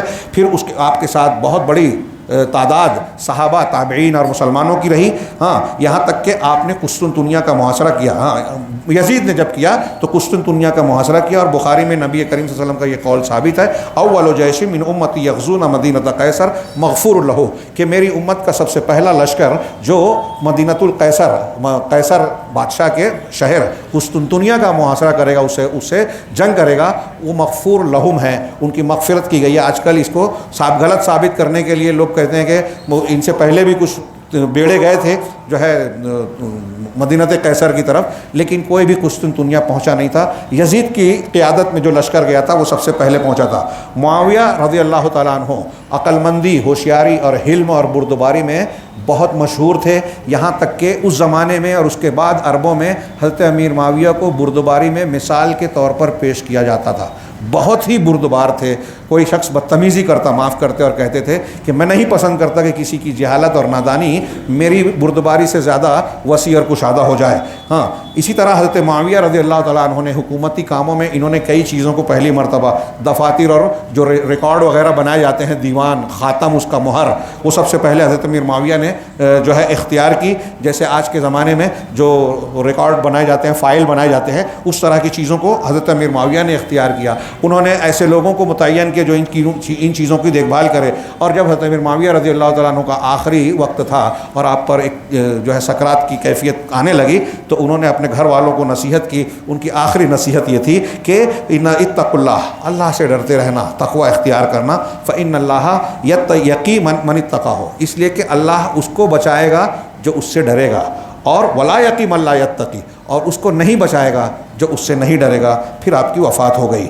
ہاں، کئی وجوہ سے یہ وصیت ہے کہ انہوں نے یہ وصیت کی تھی کہ مجھے اسی کپڑے میں دفن کرنا جو رسول اللہ صلی اللہ علیہ وسلم نے مجھے پہنایا تھا۔ اللہ کے رسول صلی اللہ علیہ وسلم نے آپ کو ایک کپڑا پہنایا تھا اور انہوں نے وصیت کی تھی، اس کو سنبھال کے رکھا تھا کہ مجھے اسی کپڑے میں دفن کیا جائے۔ اس کے علاوہ ان کے اولاد میں سے مشہور اولاد جو ہے یزید تھے، جیسا کہ مشہور ہے۔ حضرت امیر معاویہ 78 سال اس دنیا میں زندہ رہے، وقت کافی زیادہ ہو رہا ہے۔ اور اس سلسلے میں میں چاہتا تھا کہ حضرت امیر معاویہ رضی اللہ تعالیٰ عنہ کہ اس مسلمان ہونے کی تاریخ، عام طور سے کچھ لوگ ان کو طلقہ کہہ کے بے عزتی کرنے کی کوشش کرتے ہیں۔ ایسے تو طلقہ ہونا یعنی فتح مکہ کے وقت جو جن کو اللہ کے رسول نے کہا تھا جاؤ تم سب آزاد ہو، یہ کوئی بے عزتی کی بات نہیں ہے۔ لیکن حضرت امیر معاویہ رضی اللہ تعالیٰ، وہ بے عزتی نہیں ہے۔ اول حضرت امیر معاویہ رضی اللہ تعالیٰ عنہ مسلمان کب ہوئے، اسلام کب قبول کیا، اس میں 2 قول ہے، اور دلائل کے اعتبار سے تحقیق اور راجح بات یہ معلوم ہوتی ہے کہ فتح مکہ سے پہلے عام القضیہ یا عمرہ قضا والا جو مہینہ تھا، صلح حدیبیہ کے بعد، صلح حدیبیہ کے وقت ہی امیر معاویہ کا خود بیان ہے کہ میرے دل میں اسلام آ گیا تھا۔ پھر مسلمان ہو گئے، اسلام کو چھپا کے رکھا، اپنی والدہ کو بتایا، والدہ نے کہا کہ تم اس کا اظہار اس طرح مت کرنا یا اس طرح معاملہ نہ کرنا کہ تمہارے والد تم پر ناراض ہو جائیں۔ چنانچہ اپنے باپ سے چھپا کر رکھا. اور ایک مکالمہ تاریخ دمشق میں ایک لمبی روایت ہے جو یہاں منقول ہے 1.5-2 صفحے کی بلکہ 2.5 صفحے کی, اس میں مکالمے ہیں. اس پہ بھی معلوم ہوتا ہے کہ ابو سفیان کو بھی اس کا علم ہو چکا تھا کہ امیر معاویہ مسلمان ہو چکے, لیکن وہ پورا خاندان حضرت امیر معاویہ, ان کی والدہ, ان کے والد اور ان کے بھائی, یہ سب مل کر جس دن مکہ فتح ہوا اس دن اللہ کے رسول صلی اللہ علیہ وسلم کی خدمت میں حاضر ہو کے انہوں نے اپنے مسلمان ہونے کا اظہار کیا. لہٰذا بہت سے لوگوں کے یہاں مشہور یہی ہے کہ فتح مکہ کے وقت اللہ کے حضرت امیر معاویہ مسلمان ہوئے. حضرت علی اور حضرت معاویہ رضی اللہ تعالیٰ عنہ کے درمیان جو معاملہ ہوا, اس کے بعد حضرت امیر معاویہ حضرت علی کے بارے میں کیا نقطۂ نظر رکھتے تھے, حضرت امیر معاویہ کے بارے میں وہ 2-3 روایتیں ہیں. میں اسے چھیڑوں گا تو کافی وقت ہو جائے گا, زیادہ وقت لگ جائے گا, اس لیے اس گفتگو کو آج میں یہاں اسی پر اکتفا کرتا ہوں, اور اگلے باب میں اس کے تذکرے کے ساتھ قرآن سے اور حدیثوں سے حضرت امیر معاویہ رضی اللہ تعالیٰ عنہ کی کیا فضیلتیں ہیں ثابت ہوتی ہیں, شخصی طور پر بھی عمومی طور پر بھی, اس کا کچھ حصہ. ہاں, خاص طور سے یہ جو ابھی میں نے 2 آیتیں پڑھی تھی, ایک غزوہ حنین کے تناظر میں اور سورہ حدید کی آیت کہ جن لوگوں نے فتح مکہ سے پہلے اور بعد میں اسلام قبول کیا, ہاں وہ جو ہے ان سب سے اللہ نے وَكُلًّا وَعَدَ اللَّهُ الْحُسْنَى, اللہ نے ہر ایک سے جنت کا وعدہ کر رکھا ہے. تو حضرت امیر معاویہ رضی اللہ تعالیٰ عنہ کو فتح مکہ کے وقت کا مسلمان مانا جائے یا اس سے پہلے کا, قرآن کی اس آیت کے مطابق وہ جنتی ہیں. اور اللہ کے رسول صلی اللہ علیہ وسلم سے ایک دعا ثابت ہے, کچھ لوگ ضعیف کہتے ہیں لیکن ثابت ہے. علامہ البانی نے تحقیق کے ساتھ صحیح کہا کہ اللہم علمہ الکتاب والحساب وقہ العذاب, کہ اے اللہ امیر معاویہ کو کتاب اور حساب سکھا, لکھنا اور حساب کتاب یہ سکھا, ہاں, اور انہیں عذاب سے بچا. ایک لمبی روایت میں ہے, ابن بطہ رضی اللہ رحمہ اللہ بڑے محدث گزرے ہیں, ان سے کسی نے پوچھا کہ اگر کوئی شخص یہ کہے کہ میں کہتا ہوں کہ امیر معاویہ جنتی ہیں, اگر ایسا نہ ہو تو میری بیوی کو طلاق, تو انہوں نے یہ حدیث نقل کی سند کے ساتھ, تو طلاق پڑے گی کہ نہیں پڑے گی یہ سوال کیا. تو انہوں نے یہ حدیث نقل کی, اور اس حدیث کو نقل کرے گا کہ نبی کریم صلی اللہ علیہ وسلم مستجاب الدعوات ہیں, جن کی دعا قبول ہوتی ہے. اللہ کے نبی نے دعا کی کہ اے اللہ ان کو عذاب سے بچا, وقہ العذاب, عذاب سے بچا. عذاب سے بچایا مطلب جنت میں جائیں گے, اس لیے اس کا طلاق نہیں ہوگا. اللہ کے رسول صلی اللہ علیہ وسلم نے ارشاد فرمایا. کچھ لوگ کلام کرتے ہیں لیکن متعدد طرق سے یہ حدیث بالکل ثابت شدہ ہے, ترمذی اور دوسری حدیث کی کتابوں میں ہے. اللہ کے نبی صلی اللہ علیہ وسلم نے حضرت امیر معاویہ کو دعا دی, اللہم اجعلہ ہادیا مہدیا واہد بہ, اے اللہ ان کو ہادی بنا, یعنی دوسروں کو ہدایت دینے والا, مہدین جو خود ہدایت یافتہ ہوں, صحیح راستے پر چلنے والے ہوں, اور ان کے ذریعے سے دوسروں کو ہدایت دے, وحد بہی, اس کے ذریعے سے دوسروں کو ہدایت دے. یہ اللہ کے نبی صلی اللہ علیہ وسلم کی دعا ہے جو ثابت شدہ ہے. یہ 1-2 باتیں میں نے ان کے مناقب کی بیان کی, اس سے متعلق باتیں, اور خاص طور سے ان پہ جو اعتراضات کیے جاتے ہیں ان کا کچھ جواب انشاءاللہ اگلے آئندہ ہفتے کے درس میں ہم بیان کریں گے. اللہ رب العالمین سے دعا ہے کہ وہ ہمیں ایمان اور ایمان کے تقاضوں کو سمجھنے کی توفیق عطا فرمائے. اس ایمان کے تقاضے میں یہ بھی شامل ہے کہ صحابہ کرام رضی اللہ عنہم کا اصلی مقام اور مرتبہ سمجھا جائے, اور اس مقام و مرتبے کے اعتبار سے ان کے تعلق سے اپنے موقف کو اختیار کیا جائے. اگر ان کی شان میں کوئی دشنام درازی کرتا ہے, بے عزتی کرتا ہے, ان کی شان میں جو ہے برائیاں بیان کرتا ہے, تو اس کا ایمان صحیح نہیں ہے, وہ کفر تک جا سکتا ہے. کیونکہ ان چیزوں کا مطلب یہ ہوتا ہے کہ اللہ تعالیٰ نے اور رسول اللہ صلی اللہ علیہ وسلم نے صحابہ کرام کے بارے میں جو کچھ بیان کر رکھا ہے, یہ شخص ان کی برائیاں بیان کرنے والا اس پر ایمان نہیں رکھتا. اللہ تعالیٰ ہمیں پکا سچا مومن بنائے, دنیا اور آخرت میں کامیابی سے نوازے. وآخر دعوانا ان الحمد للہ رب العالمین وصلی اللہ علی نبینا محمد.